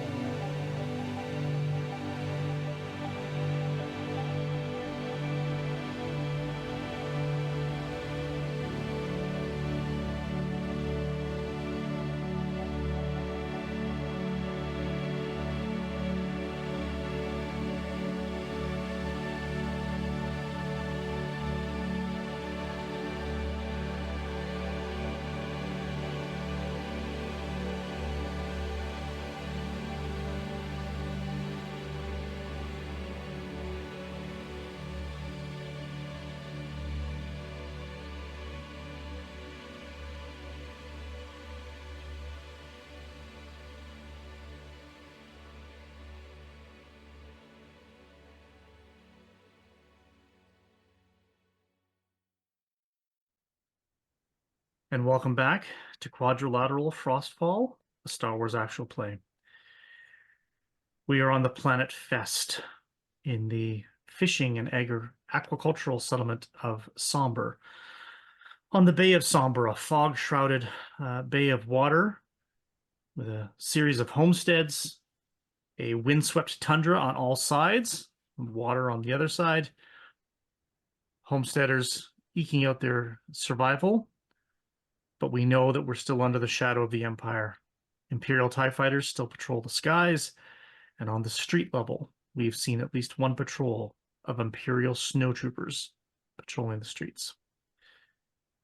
Having descended from the tundra-swept mountain above, dragging on a sledge the salvager, who is injured and unconscious after the crash landing you had. You know where the infirmary is, Two Pint having sliced the local network to get you that information, and having discovered with that information the wanted status of Vilrazah, your Tochi friend pilot, and now wanted for detainment and potential crimes against the Empire. And so you have to decide if you're going to take Sledge directly to the infirmary and if you're going to alter your appearances or disguise Vilraz's appearance before you do so. To ensure that an Ektochi is not spotted on the streets of Somber. I have a poncho you can wear. I don't know how helpful that'll be. It's got a hood, so... It's better than nothing. Yeah, I'll put that on, because you need to keep the cloak on to stay warm. So... I think if you stand kind of at the back of the group when we all go in, kind of hide, duck into cover a bit. Yeah, I'll stay quiet and just sort of hang out. Just don't look suspicious. Well, I'm going to be having a hood that covers my face, being quiet and standing in the back of a group, so... Well, I'll... Oh boy. Okay. Are you going to salvage any of your clothing? Are you going to salvage any of Sledge's clothing to make a face covering for Vilra? Like a little scarf. Like a scarf. Ah, yes. It could go around and then I mean, it's cold here, so it's not like that's a crazy concept. I have some extra clothing in my bag. Because I packed like we were going on vacation instead of running from the law. So I will sacrifice my part of my business suit, the sleeves, and try to fashion them into a face mask for you. Sure, perfect. Yeah. Okay. Plus the hood of the poncho, so get the poncho kind of around. Yeah. And then Okay, maybe guys, how do I look? and then if you stand in the back and like shiver a lot, like you're really cold, and then they'll be like, "Oh, well, that's why the hood and scarf is still on." Yeah. And I'll speak when spoken to. I'm not gonna I'm just gonna be shy. Right. There you go. Shy. Nice. Hopefully we'll get out of here before people start asking too many questions. And then we can find a place to hide out or something after we Yeah. get attended to. Okay. I'm going to take Sledge on the litter and drag him across the streets down the road to the infirmary. Yep. How are we? Going- Honor, Oh, sorry. I'm gonna say, how do we describe what happened to all of us? Ooh. I mean, we're all clearly from off-world and have been pretty badly injured. I don't think it would be too insane to say that our ship went down. Sure. Okay. Yeah. I'm gonna let you Counterpoint. lead that conversation because you have the confidence. Counterpoint, Nice. though, if we say our ship went down and then the only downed ship they find is a drop ship, that might raise more questions. That's true. I didn't think of that. let's say there was an accident at the docks where dock workers or fishermen We had a colleague here who suffered a severe injury, and I got popped on the head. But aren't we saying we're from a different planet? Because we're clearly not local. We could be migrant workers. Oh, sure. Yeah. Right. Came here looking for work. Had an accident. Just looking for a little bit of help and some warmer clothes. Perfect. I like that. Okay. Don't volunteer anymore. Hope that they don't ask anymore, and we'll be out of here before there's any kind of problem. Right? Yep, we've got a fake name locked and loaded. Okay. Good. Perfect. All right, you're set. You got your cover story. Sledge isn't getting any better. Nope. Drag him off, Yeah. down. Pass a couple droids in the street. You pass a couple locals who look over to see you pulling this litter of thing, but nobody stops you. Nobody specifically goes out of their way to ask you what's happened. But they do see you because there's a few people in the street, even at this late hour. It's late hour, maybe it's early morning. You really can't tell because of the overcast sky.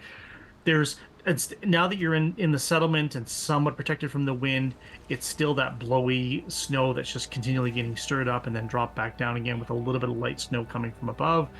But you don't get it's still cold, but you don't get the biting wind like you did coming down the tundra side towards the settlement. You get to the infirmary, signage up top, and it's open and you can head on in.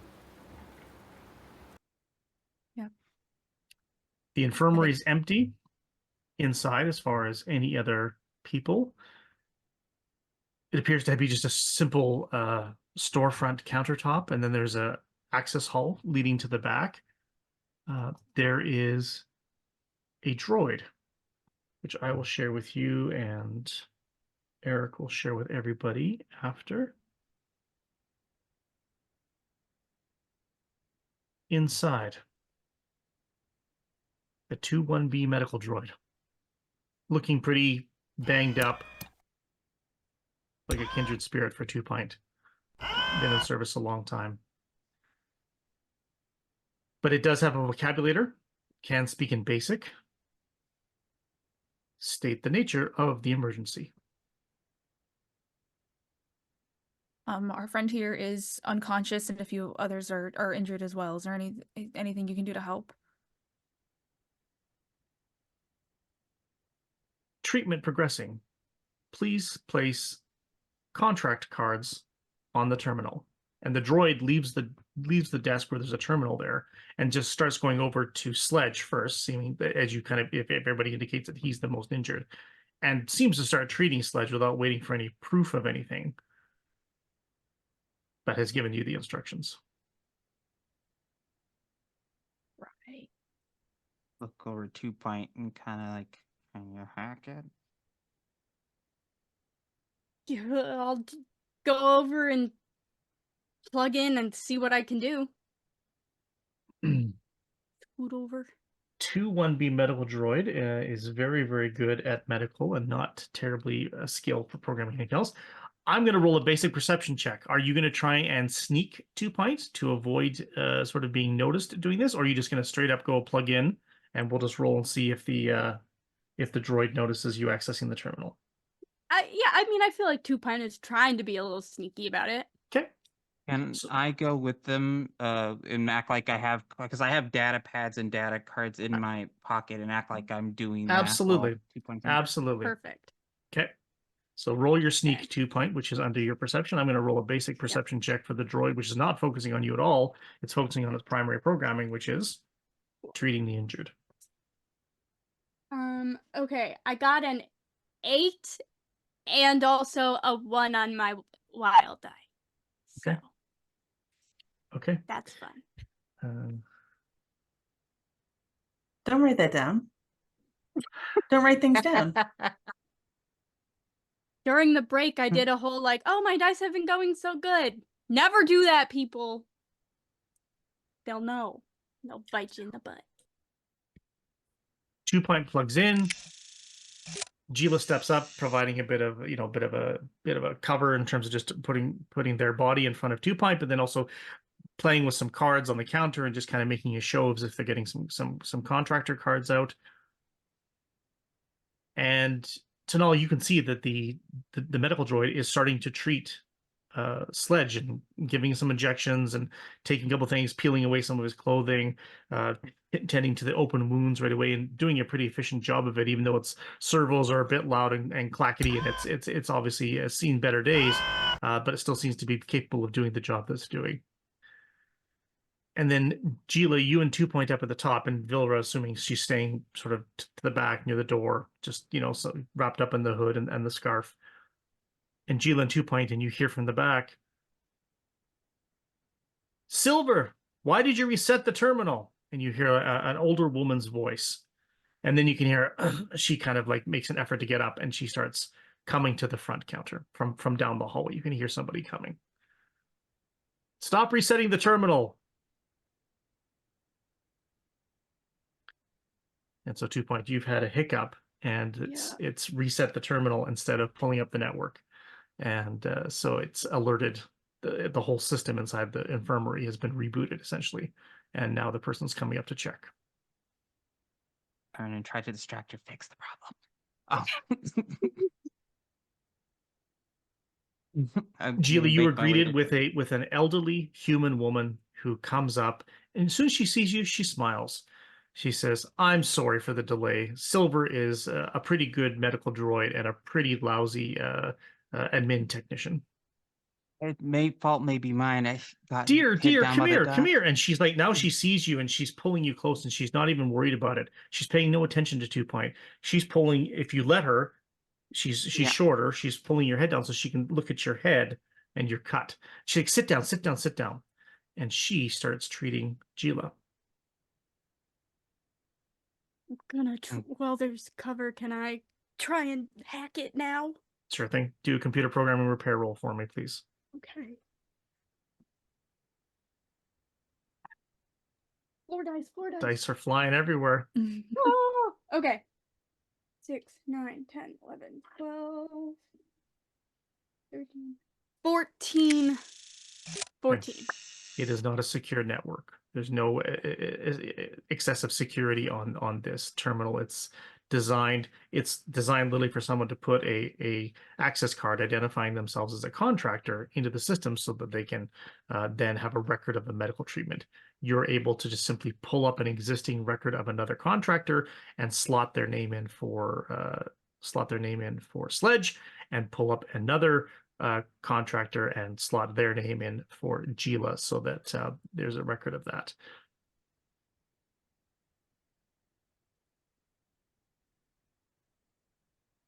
Did you poor dears miss your boat?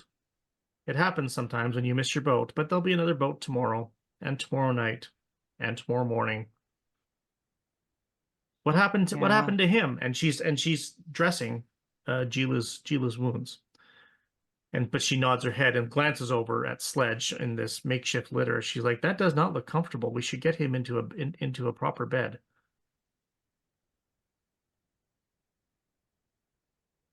There's an accident down by the docks. A small explosion.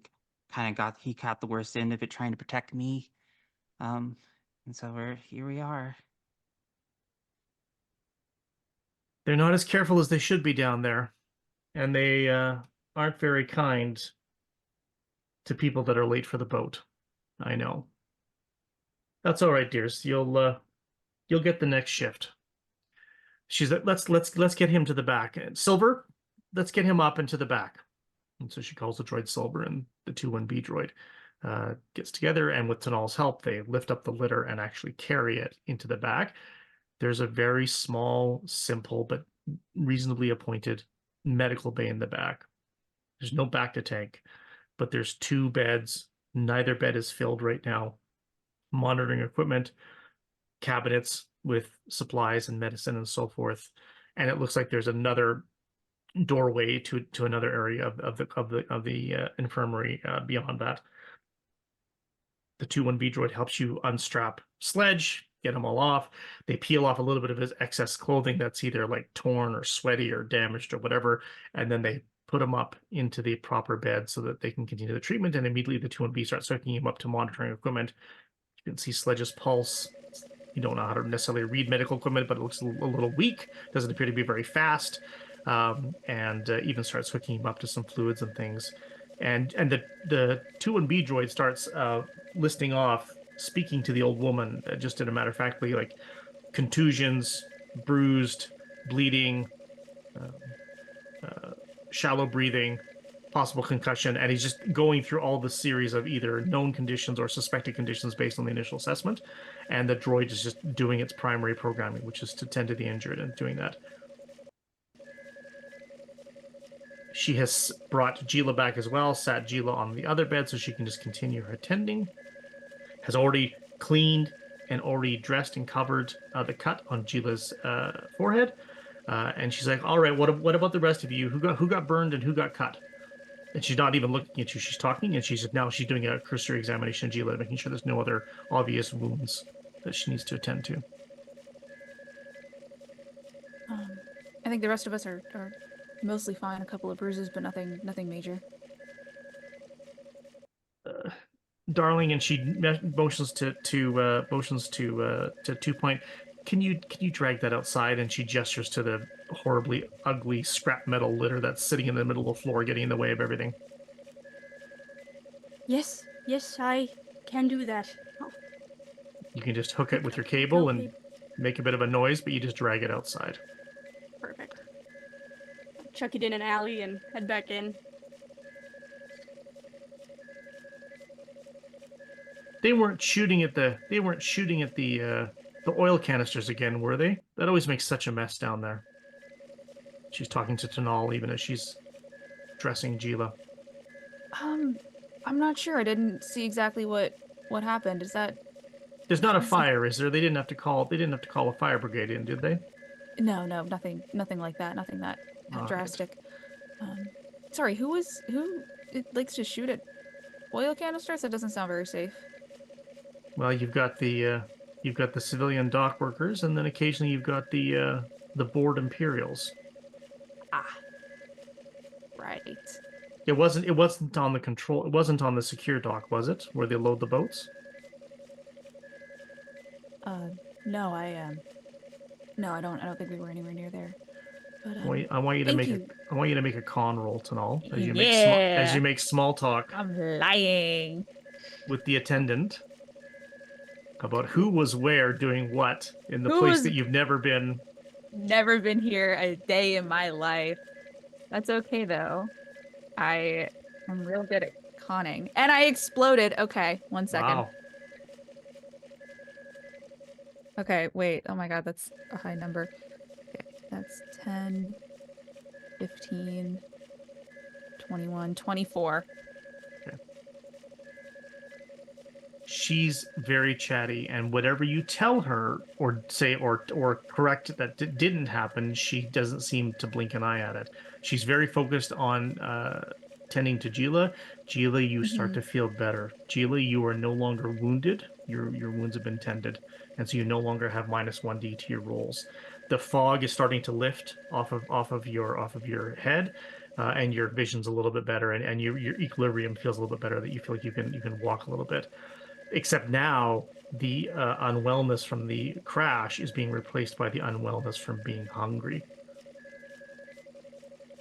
Very hungry. She steps away. She looks to Tanal. She kind of looks you over for a second, nods as you finish telling the story about the rambunctiousness on the docks and people being silly, which she seems to believe completely and seems to be quite a common occurrence. No different than field hands goofing off in the grain fields and causing an accident or spilling something or making a mess. A common story with a different environment each time, but the cast of characters is always the same. So she checks you over real quick, seeing that there's no obvious injury for you, and then she goes over and Silver has moved over and is now just working on the consoles, and she is doing her assessment of Sledge.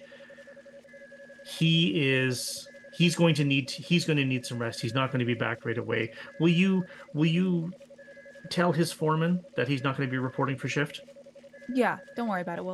we'll take care of it. And thank you so much for your help. I don't think I caught your name. Oh, yeah, I'm Grease. Grease, nice to meet you. Amani. We'll go for a handshake. She'll shake your hand. And then she goes back and starts peeling off more of Sledge's clothes without any concerns because she wants to get to the rest of his body to make sure she can assess anything else he's got going on. And she's even using, some snips and snipping off a few of the clothes rather than trying to move him too much and shake him up much. They've even got him already restrained a little bit in the bed so that he doesn't accidentally get up or move too quickly or anything as well. She's like, these are old, and she's like gently touching his face and his left side of his body where the burns are. This isn't recent. No, that's pretty old. He didn't like to really talk about it, but Okay. yeah. It's really too bad he didn't get better treatment for that at the time. The scarring wouldn't have been so bad. Yeah, tell me about it. But there wasn't a lot of help where we were from, so. Well, there won't be another boat until morning, so you should go and get some rest, or maybe get yourself something to eat before you have to report for the next shift. Right, thank you. And if it wasn't completely obvious, we're a little bit new in town. Is there a place nearby here that we could maybe get some new clothes, something a little bit warmer? Oh, of course, dear. Of course. Yes. Just head down to the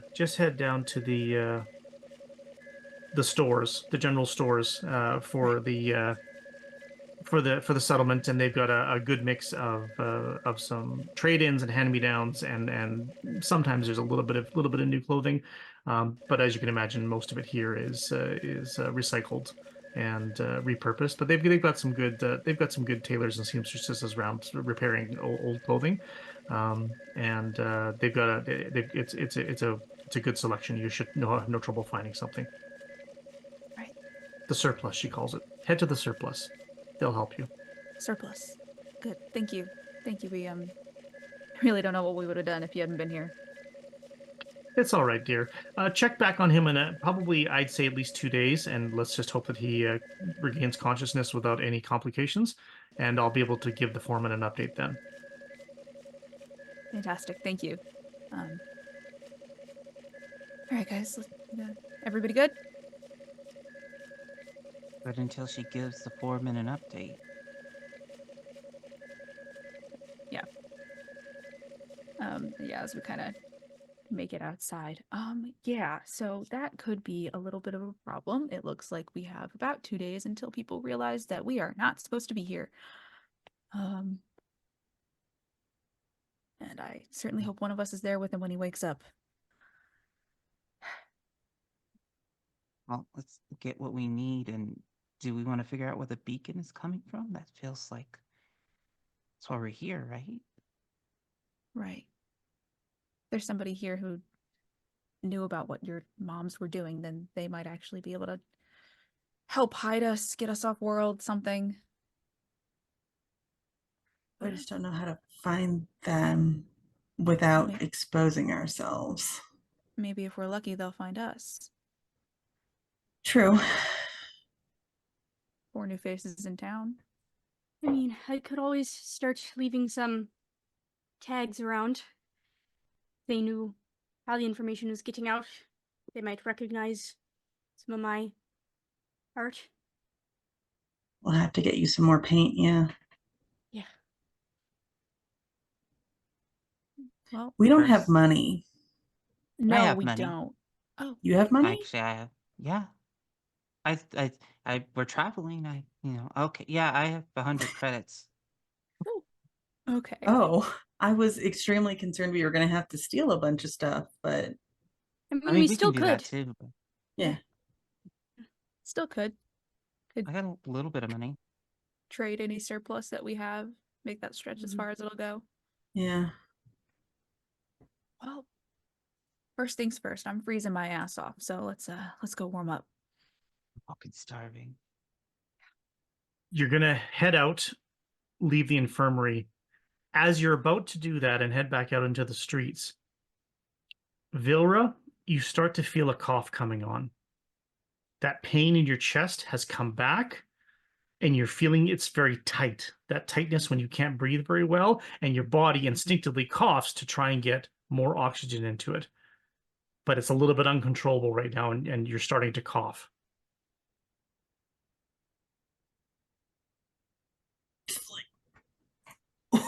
Oh, just need like a second. Are you okay? You can hear Grease's voice in the back. Are you all right, dears? Does anybody else need anything? And that cough isn't going away. It's your chest is getting tighter. The whatever suppressant you used on the med pack on yourself has completely worn off, and the pain has returned. You're now wounded again until you are properly healed. That one coming to bite me in the ass.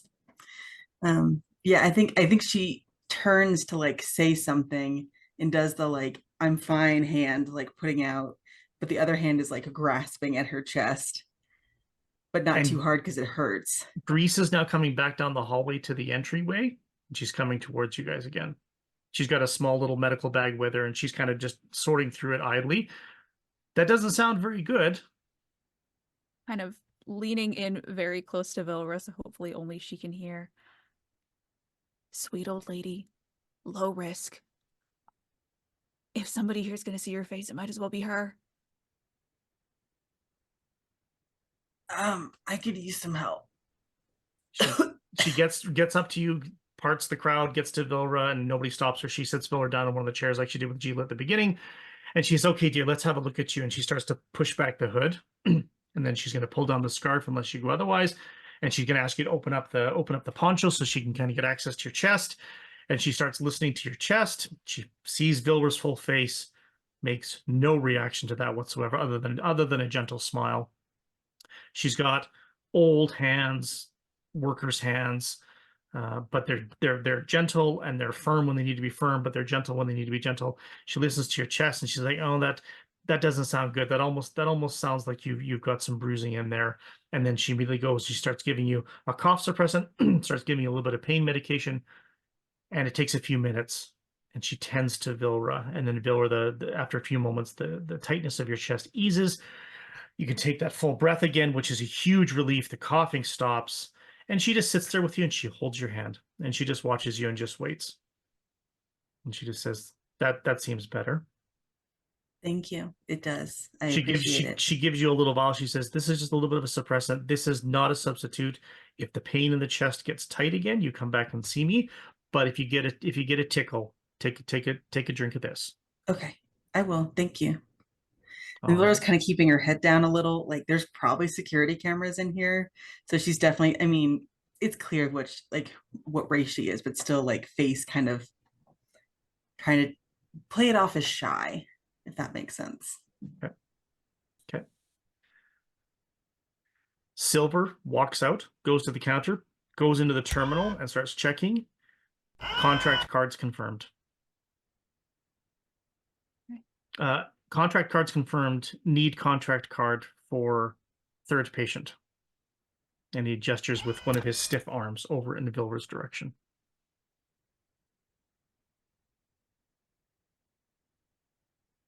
They happened to drop theirs. They didn't think that they would have to be getting fixed. They thought it was just going to be me and the fella in the infirmary. Well, we can get a new one when we go talk to the foreman, right, guys? Absolutely, yeah. Dear. Of course. Silver, it's fine. Just mark it as a walk-in. And then thank you. The droid touches the terminal, makes a couple of beeps, steps away, and then she stands up, helps Vilra stand up, make sure Vilra's okay on her feet, and then she pats your hand with hers, and then she says okay, and then she turns around, she heads back to the infirmary in the back into Sledge. Oh, thank you, and then poncho back on. Make sure scarf back on. Scarf around, hood back up, poncho on. Absolutely. You head back out into the street. Back to the cold air, back to the blowing light snow, back to just kind of that stinging air, as it touches your skin. And 2 Pint knows exactly where the surplus is, has the directory for the settlement, and can take you to the surplus.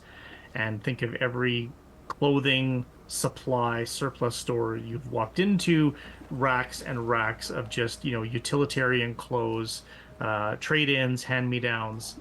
There's some basic equipment here, but 100 credits won't go very far. So if you decide you need something, you'd have to decide if you're going to bargain Tanal for that, or if you take 2 pints approach and say, well, or you just put things in your extra compartment and then you have them for later. But anybody who wants to change, you just have to tell me if you're still going to keep the armor on after you make a clothing change, and who's wearing that armor still. I'm gonna change and get also a proper scarf, but pretty basic everything, like the most generic of generic. Mm-hmm. It's Nothing not fancy. It's not a problem. They've got enough of everything. And then a legitimate scarf so that it's not, I'm so sorry we damaged your workwear for this. But yeah, like a real one to put on, and then maybe a balaclava would be weird, right? With my horn sticking out of it. Just the scarf is fine, I think, right? Yeah. And a jacket with a hood. Okay, not a problem. And Gila and Tanal, do you guys trade up? Yeah. I'm gonna go with like a basic thermal with like overalls. Get some gloves and a pair of goggles. And I'm dead set on keeping the jacket that's been given to me. So. Okay. I think that Tanal will kind of go for something pretty similar, like pretty basic, that'll just kind of do the job, keep her warm, give her still a pretty decent range of motion. And I think she has like a moment as she is kind of like switching all this stuff out and, you know, kind of feels like she should leave the armor behind because it's such a dead giveaway. But I think that without really thinking about it, she kind of just like reattaches everything. So she still has it. You bet. Some of it you can hide under a larger jacket, so you could wear the armor and then put a larger size jacket over top, so it'd be a bit bulky on you, but it would allow you to conceal some of the armor that you're wearing, the pauldron, nothing to be done about that. Yeah. But the other stuff you can do, absolutely. And same with Gila. Gila can put a big coat or a big poncho over top of some of the armor. Is Gila or Vilwer wearing the other set of armor? My understanding, I'm wearing the other set of armor. I think I'm only wearing like a chest piece. Yeah, it's just piecemeal. It's the same stats, +1d to physical, +2 to energy attacks. But yes, it's just making sure that we have that. So, but you are wearing it. So, but you can certainly cover up the smaller pieces, so that it's just not quite so obvious unless someone was standing right next to you and could see you clearly. I still have my tool belt. I do want to say that. Absolutely. Yeah. And I kept my press pass. Absolutely. All of that, but they don't sell food here. It's 50 credits for the 3 of you to get fully resuited up with all new clothes, and you'll be left with 50 credits in your pocket.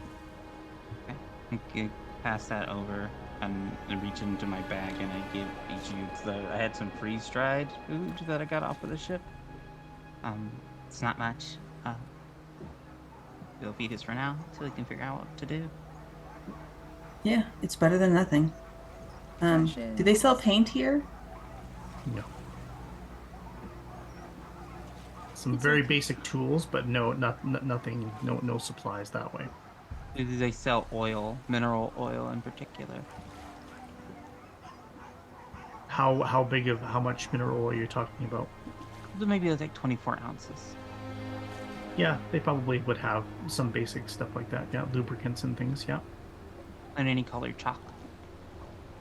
Chalk can be found here. It's a surplus store, absolutely. Okay, then I will take both of those things. There you go. Okay.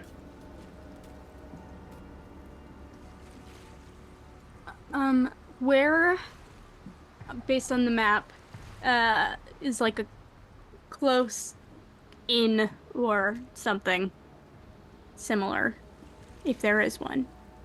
There are some apartments for rent that you've got up on the directory. There are some apartments that seem to be indicated as contractor apartments, so they don't appear to be for rent so much as they appear to be assigned to contract workers. And then in that same general area, sort of in the center of town, close to the infirmary, close to the surplus store, there is also a cantina as well. But it doesn't appear to have lodging, but it is in the same area. I mean, if we need contract cards to get things around here, if I could get my hands on at least one of them, kind of see what the makeup is like. It's a good chance I can make a couple more. Could accidentally procure some from the cantina patrons. That could be. Yep. All that and a warm drink. Sounds like the place to go. Right. And if we don't have any luck finding a cart, I think we could, there are a couple apartments that are for rent and might not have anyone in them that we could maybe break into and hide out in. We run the risk of someone renting it, but might be an option if we can't get in somewhere else and need to get out of the cold. I guess we're gonna drink alcohol and steal? I miss home. Yeah. I think we deserve that. Right, this way. Not far down the street. It is closer to the brightly lit landing pad, which has a bunch of activity. There's a little bit of security fencing that you can see now at this distance from that. And you can see 2 Imperial stormtroopers stationed just outside the fencing at the entrance to the landing pad. There still appears to be a ship at that landing pad that you saw from the hilltop when you first got outside. It does not appear to be Imperial or military in design, so it could be an independent freighter of some type. And then 2 Pint shows you where the canteen is, and you can see the signage, a bit of neon lighting outside, and you can hear a little bit of revelry, even at this early hour of the morning. From inside, as the door slides open and somebody exits and walks down the street, you hear the sound of music briefly before it shuts again. Is it jizz? Are they playing jizz? Of course they're playing jizz. And as you get close enough, those of you with your olfactory senses can smell food being cooked in a kitchen. And when you think about when you haven't had a hot meal in a week because you've been traveling and you've lived off prepackaged meals, what an actual real smelling kitchen, fresh smelling kitchen does as the stomach rumbles kick in hard. Gila cries, hit with an overwhelming sense of homesickness.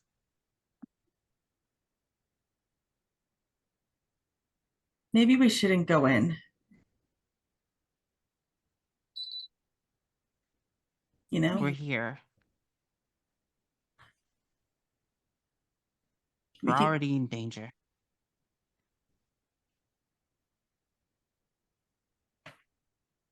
Let's party. We could always get you a straw so you could kind of put it under your scarf and you won't have to take it off or something. Yeah, I was gonna say, because I won't be able to eat or drink anything because Get you soup. You can just slurp up. sloop. I love a good sloop.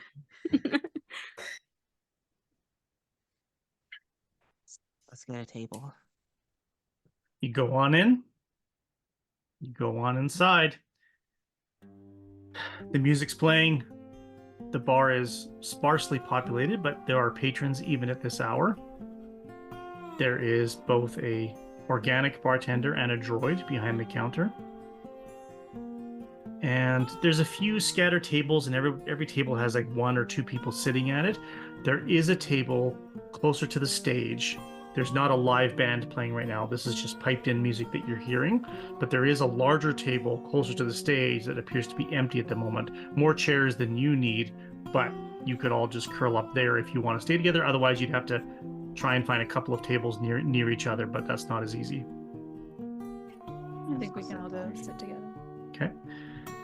Everybody roll perception. Terrifying sentence.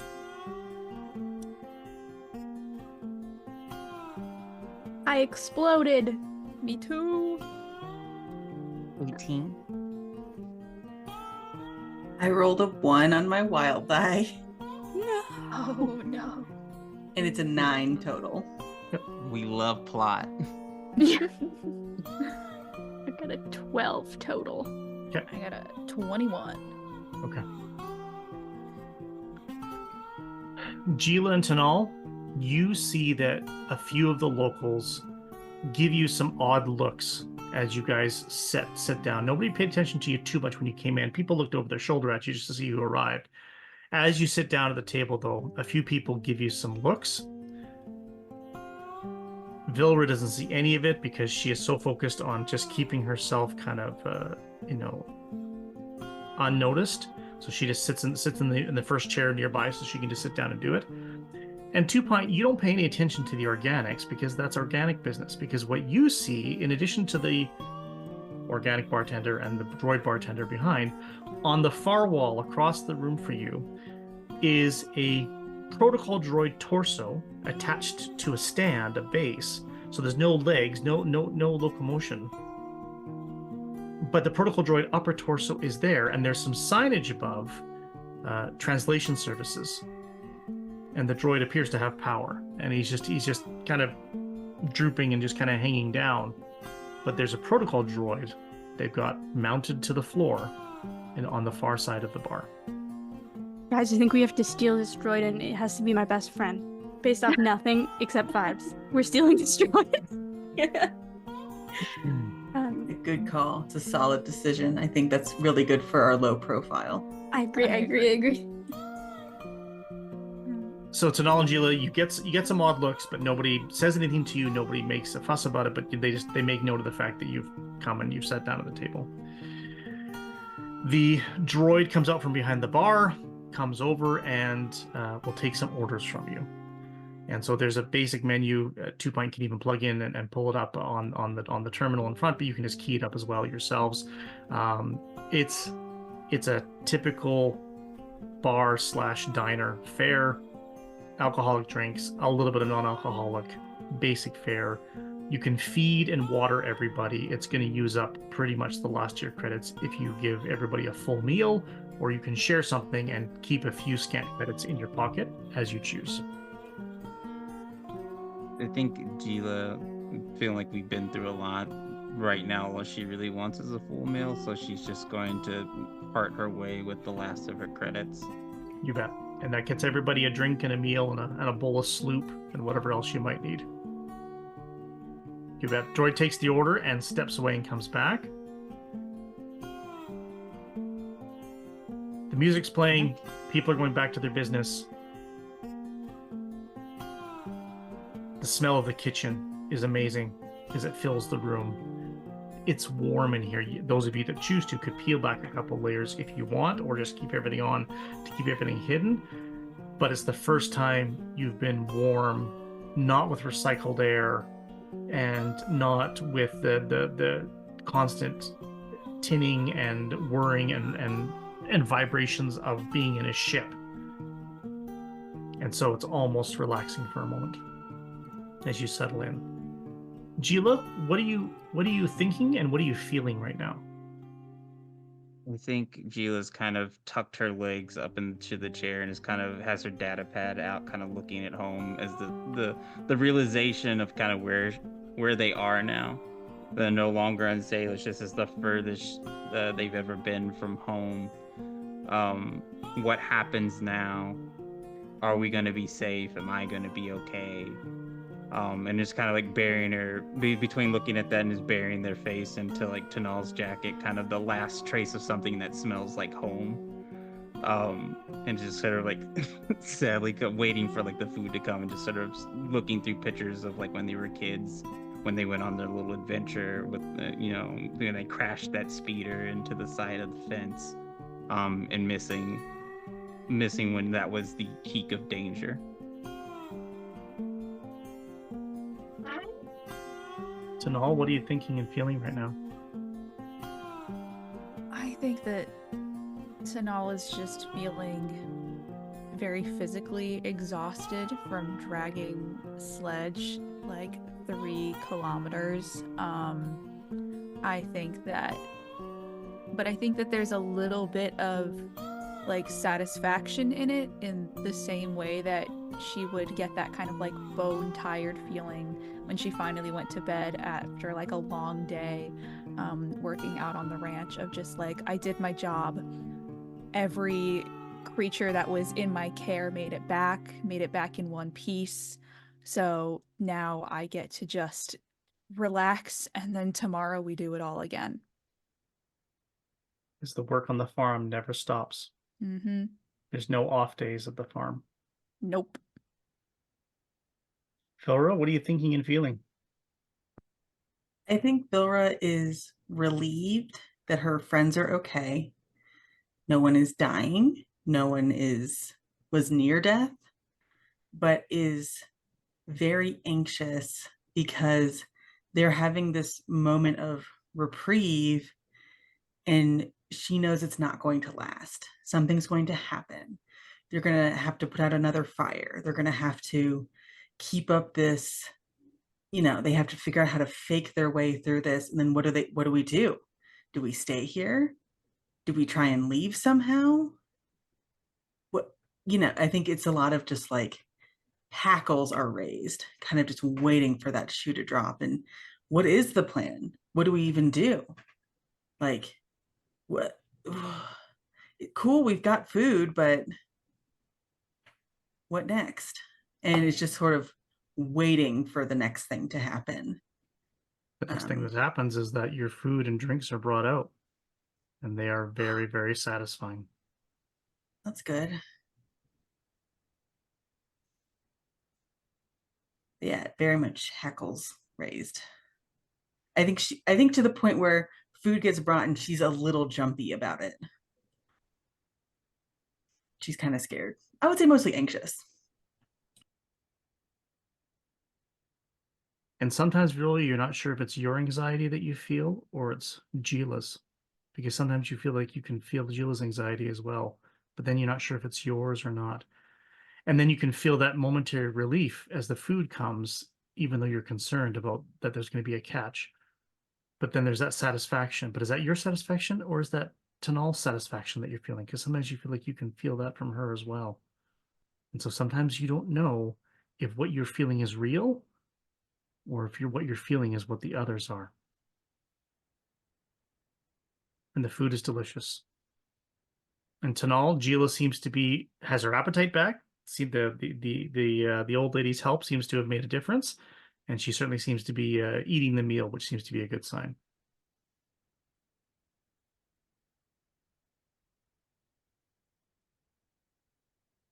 Anybody have anything they want to say to each other?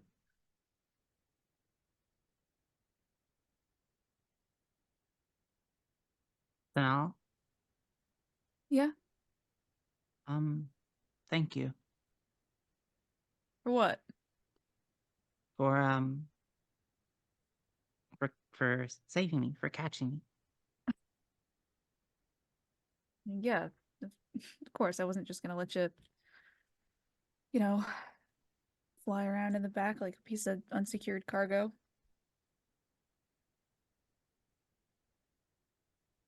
Two point. That means you're the unsecured cargo. Sorry. I was going to say that Sledge was the unsecured Sledge cargo. was the unsecured cargo, for real.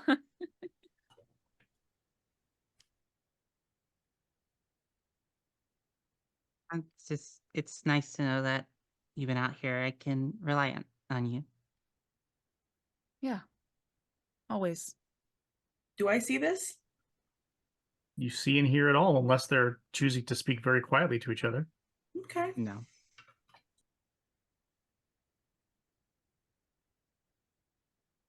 Good.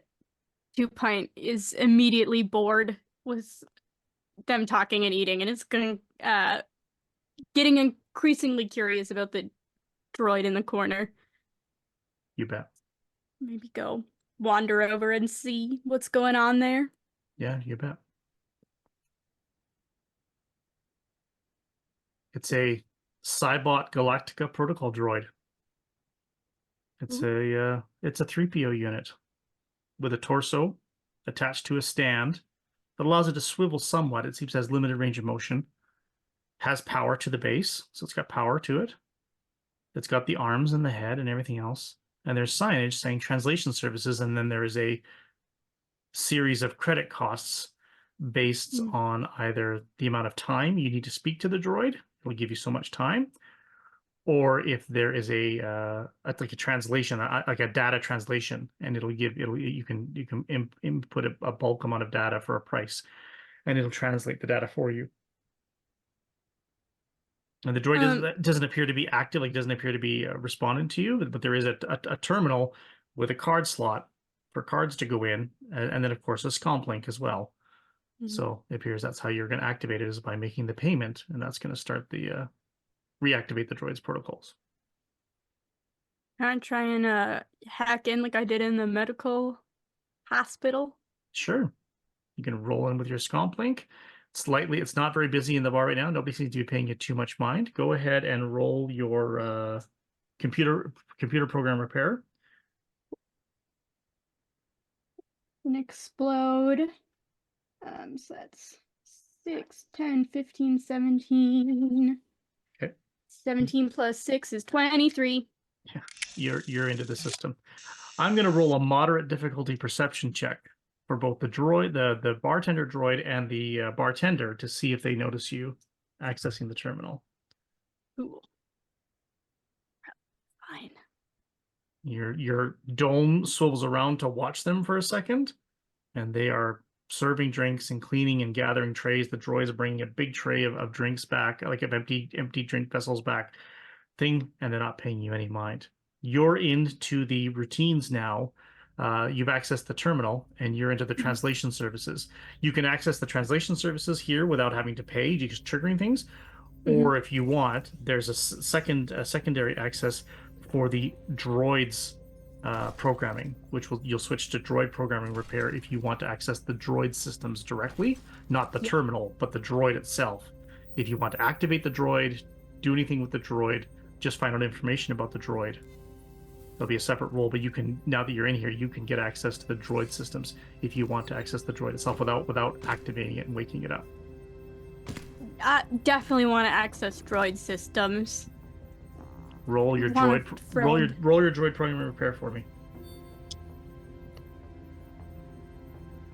That's different than computer? Yes, it's under technical. That's just my technical. Okay. Yeah. So that is again not explode, but that's 3 5s and a 3, so 15 plus 3 is 18 plus 1 is 19. Fair enough.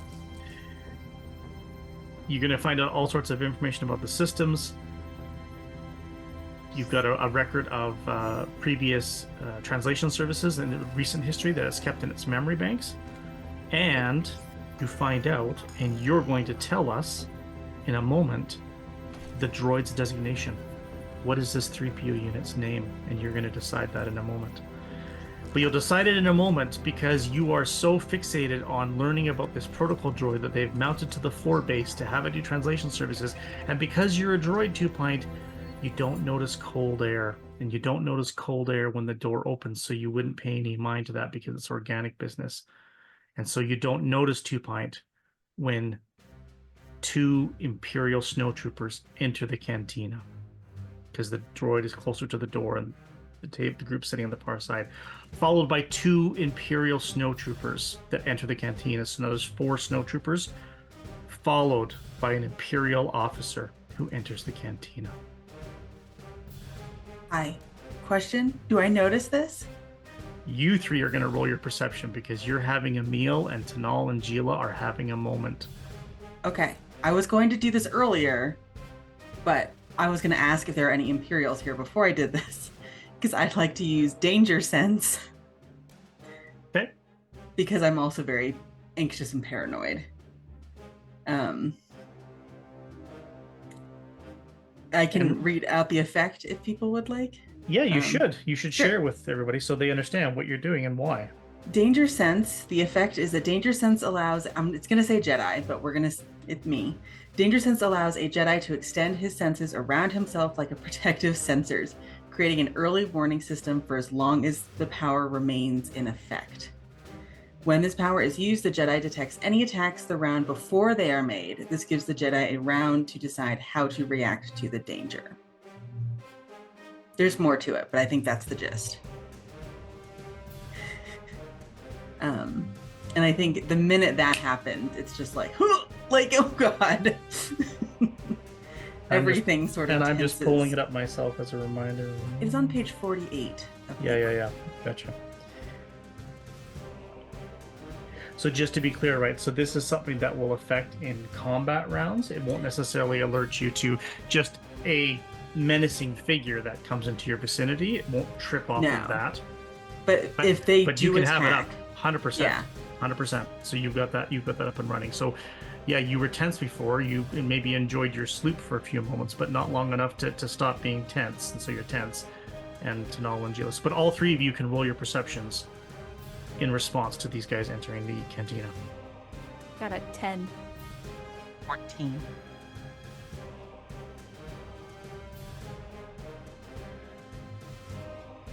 $10 total. No ones or explosions, though.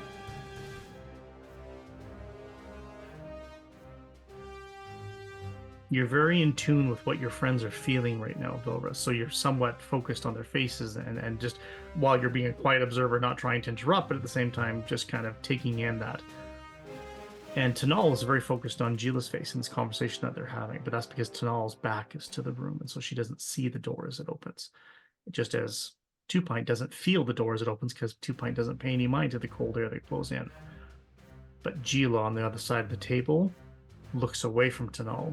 And Tanal, you with your roll, you don't see the Imperials, but you see your friend's face. As 4 Imperial snowtroopers and an Imperial officer enter. And they immediately start walking towards the table. And so, Gila, you see this. I think Gila is going to try to stand up, kind of smile at Tanal, and is going to walk towards the stormtroopers. Excuse me, fellas, we're new to town. We just kind of came in for work. I was wondering if you could direct us to where the snowtroopers brush right past Gila and approach the table. So they just part around you and kind of jostle you as they go past. They don't do anything to you, but they bypass you and go directly to the table. And the Imperial officer follows them. Going to walk towards Two Pint, having been ignored, and be like, "We have trouble." Huh? What? I think that You pull yourself back out of the droid's programming, Two Pint. Now you're back around in your surroundings again, and now you can see exactly what you see. Tanal, Vilra, 4 Imperial snowtroopers approach the table and stand there, and then an Imperial officer approaches up with them and just looks at you without saying anything.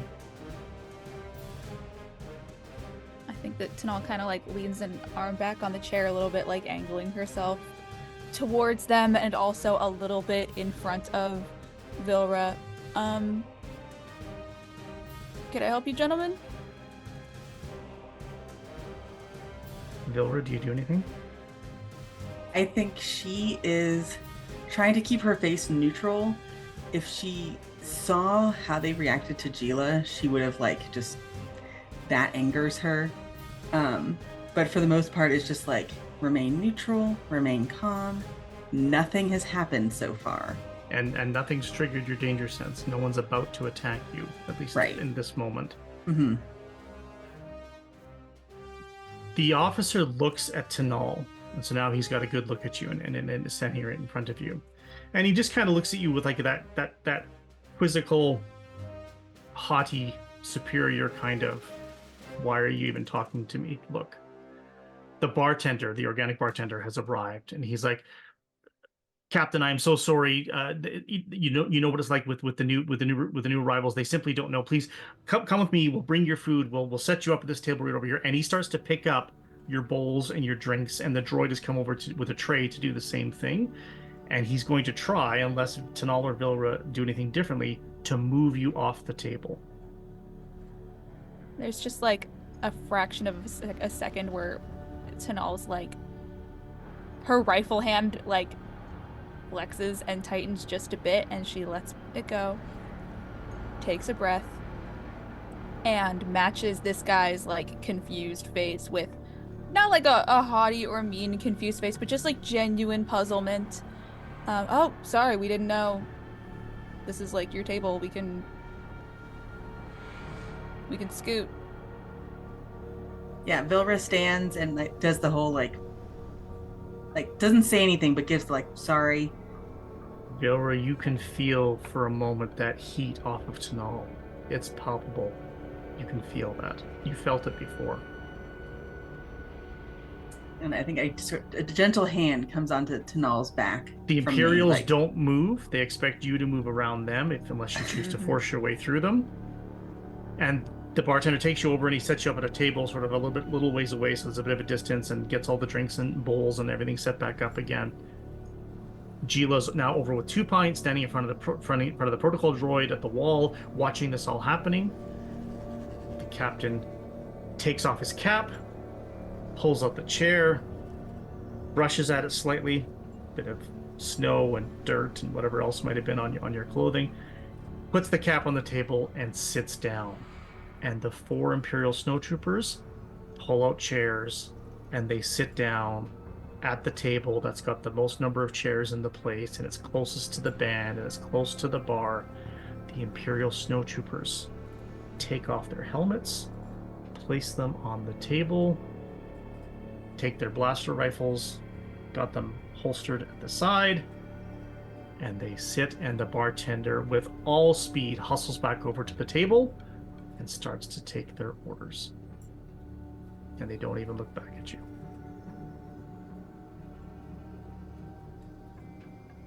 When we came in, or based on the way they look, are these the 2 that were standing guard at the port? Would you be able to tell 2 Imperial snowtroopers apart from each other at a distance? I think Gila's a pretty observant young lady as a journalist. No, you don't think so. They were still standing when you crossed from the surplus to the cantina. They were still on duty down there. You don't expect that they probably hustled down here to do this. So this could just be 4 more troopers and an Imperial captain who have emerged from somewhere and have come to the cantina. Do they have like some sort of like serial number or something on their uniform? No, they would have their own markings, but a lot of it would be like their tattoos and things that they would have on their arms and things with their stormtroopers designation. But the armor itself won't have any identifying markings on it. Okay.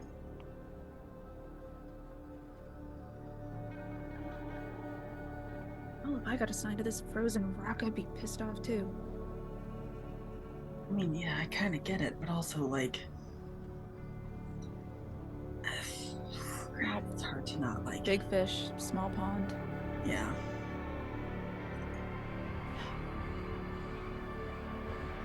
Right. There's back Does Sit back down. Does the Yeah. captain have like his name on his jacket or anything? No, they don't. They don't have that unless they choose to tell you with that authoritative voice who they are. But no, until you speak to them, you won't know his name. Okay. I do just kind of want to get a mental image of his face. The captain's bars, which are more prominent than just the lieutenant's bars that you had seen before, those are prominent, and anybody that's spent even a moment looking at basic Imperial naval rankings understand that those are captain's bars. But the bartenders called him captain, so it cleared it up anyway for you right away. On my way to walking back to the table, but I have slipped and dropped my audio recording device underneath the table. You can absolutely try, and I think we're going to call that. I can't remember if there is a sleight of hand under perception or not. So 1 second while we double check that. Pickpocket. Pickpocket is a skill, and is pickpocket a physical skill, or is it under Dexterity skill. It's a dexterity skill. Thank you so much. That's what we're going to use. We're going to call pickpocket our sleight of hand stand-in. Perfect. Yep. So if you want to still do that, because it's going to be dexterity based, depending on how you feel about Gila's dexterity, but that's your base that you would use as your dexterity attribute if you obviously don't have any advancement in pickpocket. A little reckless, I'll do it. So there is, so what it is, it's going to be an opposed roll against the perception roll of the person that's noticing it. So what we'll do is we'll say that you could have done that while you were surrounded by all the troopers who just brushed right past you. So we're going to use the troopers' perception and not the captain's. So their perception is not going to be quite as good. And there is just some modifiers based on the size of the crowd and what you're trying to do, but we're just going to call this an opposed roll to see if they notice that you drop some tech. So I'm going to roll the Imperial Snowtrooper's perception, and you're going to roll your pickpocket as a stand-in for sleight of hand. Explode. That's math. That's a 19. So Gila just rolled a 19, including her wild die that exploded, and I just rolled my 2D perception, and my wild die exploded. And it did not explode a second time, and so I do not beat your 19, and so yes, you're able to drop your listening device under the table, completely unnoticed. Sorry. And you rejoin the others. Do you just finish your meal and stay calm? I think that Tanal is gripping her spoon with a little bit more force than she was before. Sure. But I think so. I think she kind of just breathes through it and is going to hold on to her temper for now. You do that. 2 Pint, do you come back over for the moment? Do you rejoin the others, given that they had to move tables and now there's Imperials in the cantina? I feel like 2 Pint would stay and be like, okay, no one's firing any weapons, we're probably okay. I want to have a friend, so it's gonna dive back into this droid. You do that. You've already got access. I'm not going to make you roll again. You know how to get access into the droid's internal things, and we'll come back to some interesting information further. Your protocol droid, including their designation, which you're going to decide and tell us about a little later. As you're finishing your meals, as Gila has a little boost of confidence and satisfaction that she sort of pulled a fast one and now has access to audio that's recording everything that's happening in the cantina that she can retrieve later with her devices. And as Tanal is wrestling with her conscience about fighting back against, bullies, not just oppression, but even just bullies in a bar, versus keeping her friends safe and knowing that. And as Vilra has remained undetected, and no one paid any mind to the poncho-wearing person sitting there with their sloop. And Vilra, you feel it. You feel the exact same feeling you felt standing in the alley in the homesteads of West Crag, outside your garage, when you felt someone standing inside before you even saw them. You just have that exact same feeling. That we can call it a chill up your spine, we can call it the hairs on your arms standing up, but you feel it. You feel them. Them. You feel someone else, someone not at your table. The same way you could feel Auntie Vima before she stepped into view. You knew she was there before she was there. Okay. I have more powers.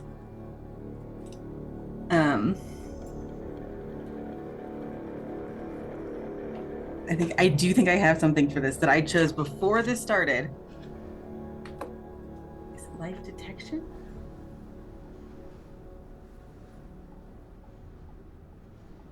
Okay, so I think it is life detection. Page 49. This power allows Jedi to detect live sentient beings who might otherwise remain hidden from their normal senses. When the power is activated, the Jedi knows the location of all sentients within 10 meters if the power is kept up. And the Jedi may know whenever a sentient approaches within 10 meters of them or vice versa. Okay. Or I guess it might be life sense? Oh, that's a specific person. Is a specific person that you have to know who it is you're looking for. Life detection is what you're doing? Yeah? Yeah. Okay. So I'll switch to life detection. Okay. Roll your sense. which is just 1d. So it's a 3. Okay. And I don't add anything to that. It's just your sense skill. Exactly. okay. Just your sense force power. You feel it. You feel them. You're starting to feel like you can sense the presence of everybody in the canteen around you, not just because you can see them, not just because you hear them, but because you can feel them. And it's almost maybe a bit disconcerting because you're getting the awareness of everybody seen and unseen, somebody walking past you on the street, and it's difficult to sort through all that information and to determine what something is. But all the rest of you can roll perception, including 2 Pint.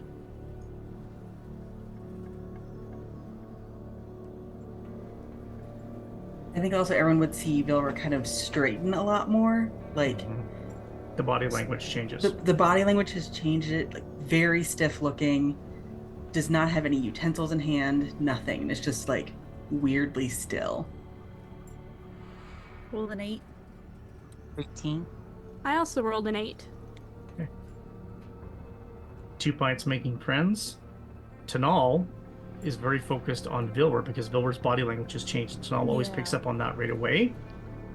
And Gila, the ever-observant reporter, keeping tabs on people and places around her. As Vilra stiffens, Gila catches movement and sees someone at the bar stiffen. Gila sees that person at the bar look directly at Vilra, stands up, and immediately walks out of the cantina. Like, immediately. Vilra, are you okay? No. So I can feel that thing that makes that I know something.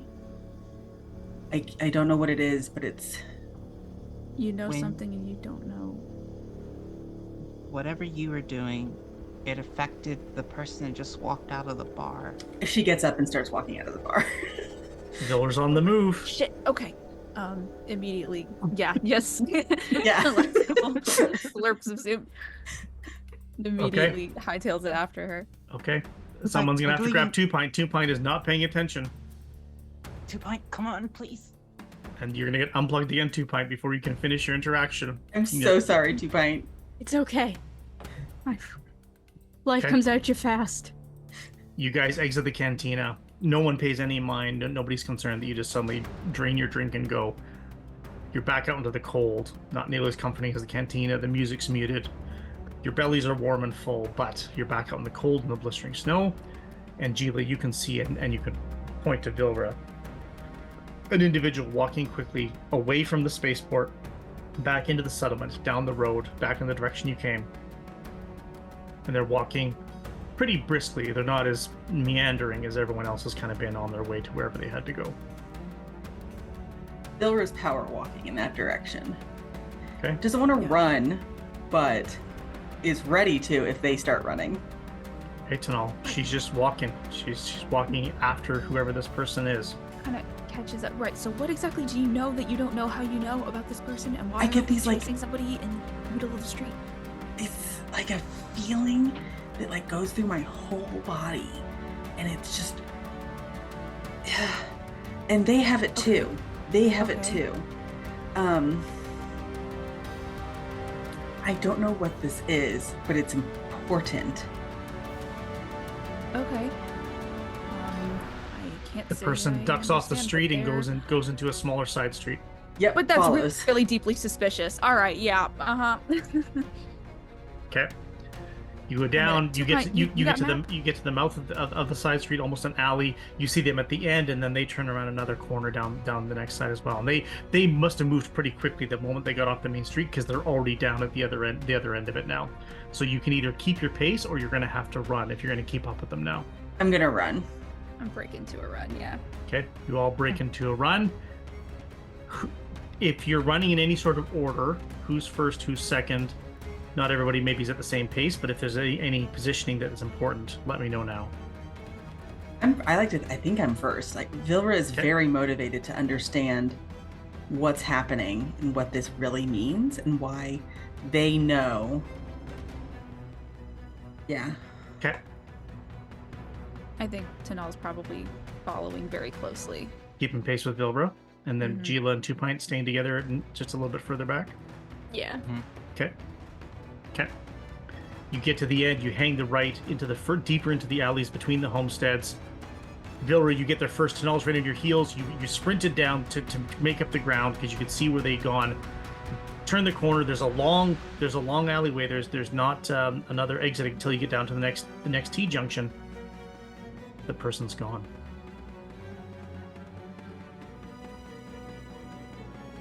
Oh. I just want to talk. She says that loud enough that if people were, nearby.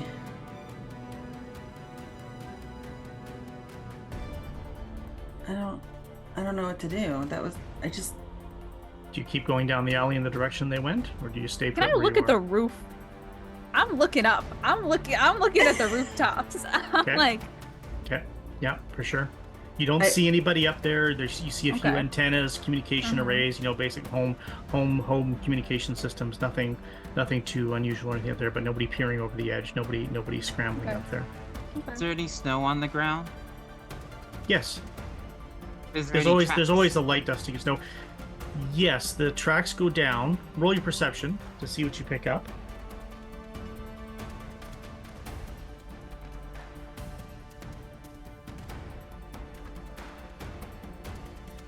That is 16.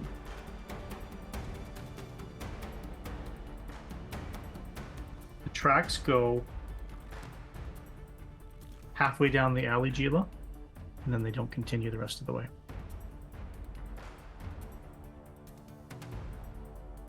Anything about me? Are there any doors nearby? No. Windows?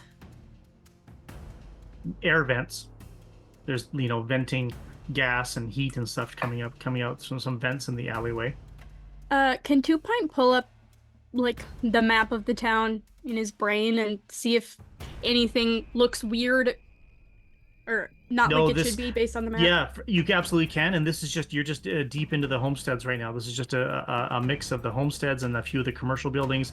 You're halfway between the sort of the main road of sort of somber and then the bay where the docks and such are. But this is just this is just mostly just homesteads and probably some storage bays and such. Are there There's any no Oh, go ahead. Are there any terminals to Not down Scotland here, too? no. Okay. No, you'd have to go closer to the main road again to start finding terminals again. Is there anything Can you like do the thing? disturbed or like? Because I remember, I think she turns to everyone and goes, "You know how I knew that fountain was a thing to go underground? right. This is that feeling." So the ground is hard ground. It's not permacrete. It's not manufactured. It's just the rough shoreline of the bay. That's been smoothed over time as it's been built on, as the settlement's been built, which is covered in light dusting of snow. But there's no artificial materials, hatches, walls, anything like that. The buildings themselves are just a mix of permacrete and other materials, and they're just there. No other Okay. hatches. You're not drawn to anything. There's nothing that's flagging you or getting your attention like the fountain did. Can I use life sense this time? Because I know who I'm looking for. Yeah, I think the difficulty is going to be a little higher because you don't know specifics, but let's double check that super fast Yeah, because it's that's a very really easy, but it's modified by proximity and relationship. Yeah, okay, so that the relationship's going to be the one. Roll your life sense. It's going to be your wild die, and if it explodes, it explodes. Come on, explosion. The 3 again. It's like your instinct is there. You know that if you knew what you were doing, you could do this, but you don't. Yeah. You don't know how to focus in on it yet. You know that if you thought about Tanal or Gila, you could probably find them in a crowd nearby. You think you could do that now, Mhm. but someone like this, you just don't know. It just. Frick. Sorry. 2 Got a Pint, lead though. 2 Pint and Gila, roll your perceptions, please.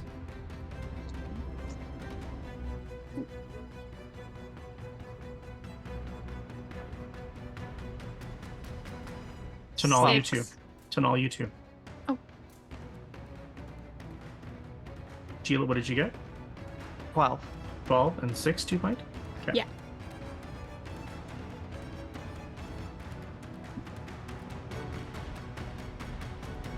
The 9. Yeah.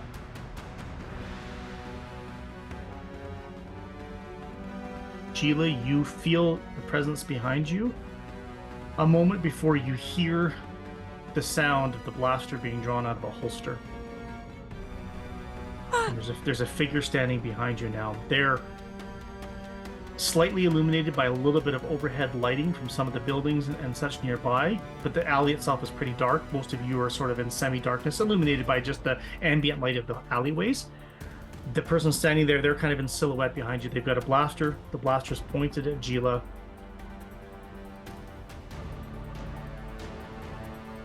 No. Is this the same person that Gila saw leave? Yeah, it is. Okay, I think Vilra gently steps forward. Like, very gently. Like, it's telegraphing all moves, so it's not like sudden, nothing. And kind of, I just wanted to talk.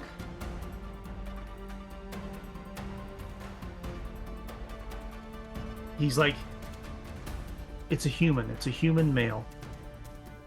He's like, take this off. Yeah, there's a gun pointed at her, so she pulls the scarf down. I told you I wasn't leaving. I told you I was going to stay. I've never spoken to you before. Yuna, why did you come back? I think And at that, she just... Oh, And as he says your mother's name, as he sees parts of your features step into the light, but he doesn't get a good look at you, and he sees the Iktochi horns, mhm. and he says your name, that's where we're going to stop Quadrilateral Frostfall. I've been Jason Collins, your game master. It's been my privilege to be here with you. You can find all of my writing and tabletop role-playing game work and the links to the first series of Quadrilateral on my link tree at digital_Collins. Barnaby, where can they find you? Hey everybody, my name is Barnaby. You can find me at that's_Barnaby all over the internet. I make TTRPG illustrations. I also participate in things like this, and yeah, I'm glad to be here. Mara? You can find me on the internet at College of Lore Dropout or Lore Dropout, depending on the social media site. You can also find me playing games in another different space over on Starlight Tales. Diana? Hi, I'm Diana. You can find me most places on the internet at Sapphic Stregonona or just Sapphic Strega, or also over on Starlight Tales, causing shenanigans with my good buddy Mara. May? Hi, I'm May. You can find me having an emotional meltdown. I mean, on the internet as Maybe Mayhem. You can also find me on other TTRPGs as they come along. Just check out my socials for that, or on my podcast called Socially Plagued. Thank you, everybody, for joining us for this first episode of Quadrilateral Frostfall. We hope we will see you again soon for the next one coming up. I know that I will see everybody here in the room for that next one. We wish all of our spacers and scoundrels safe skies.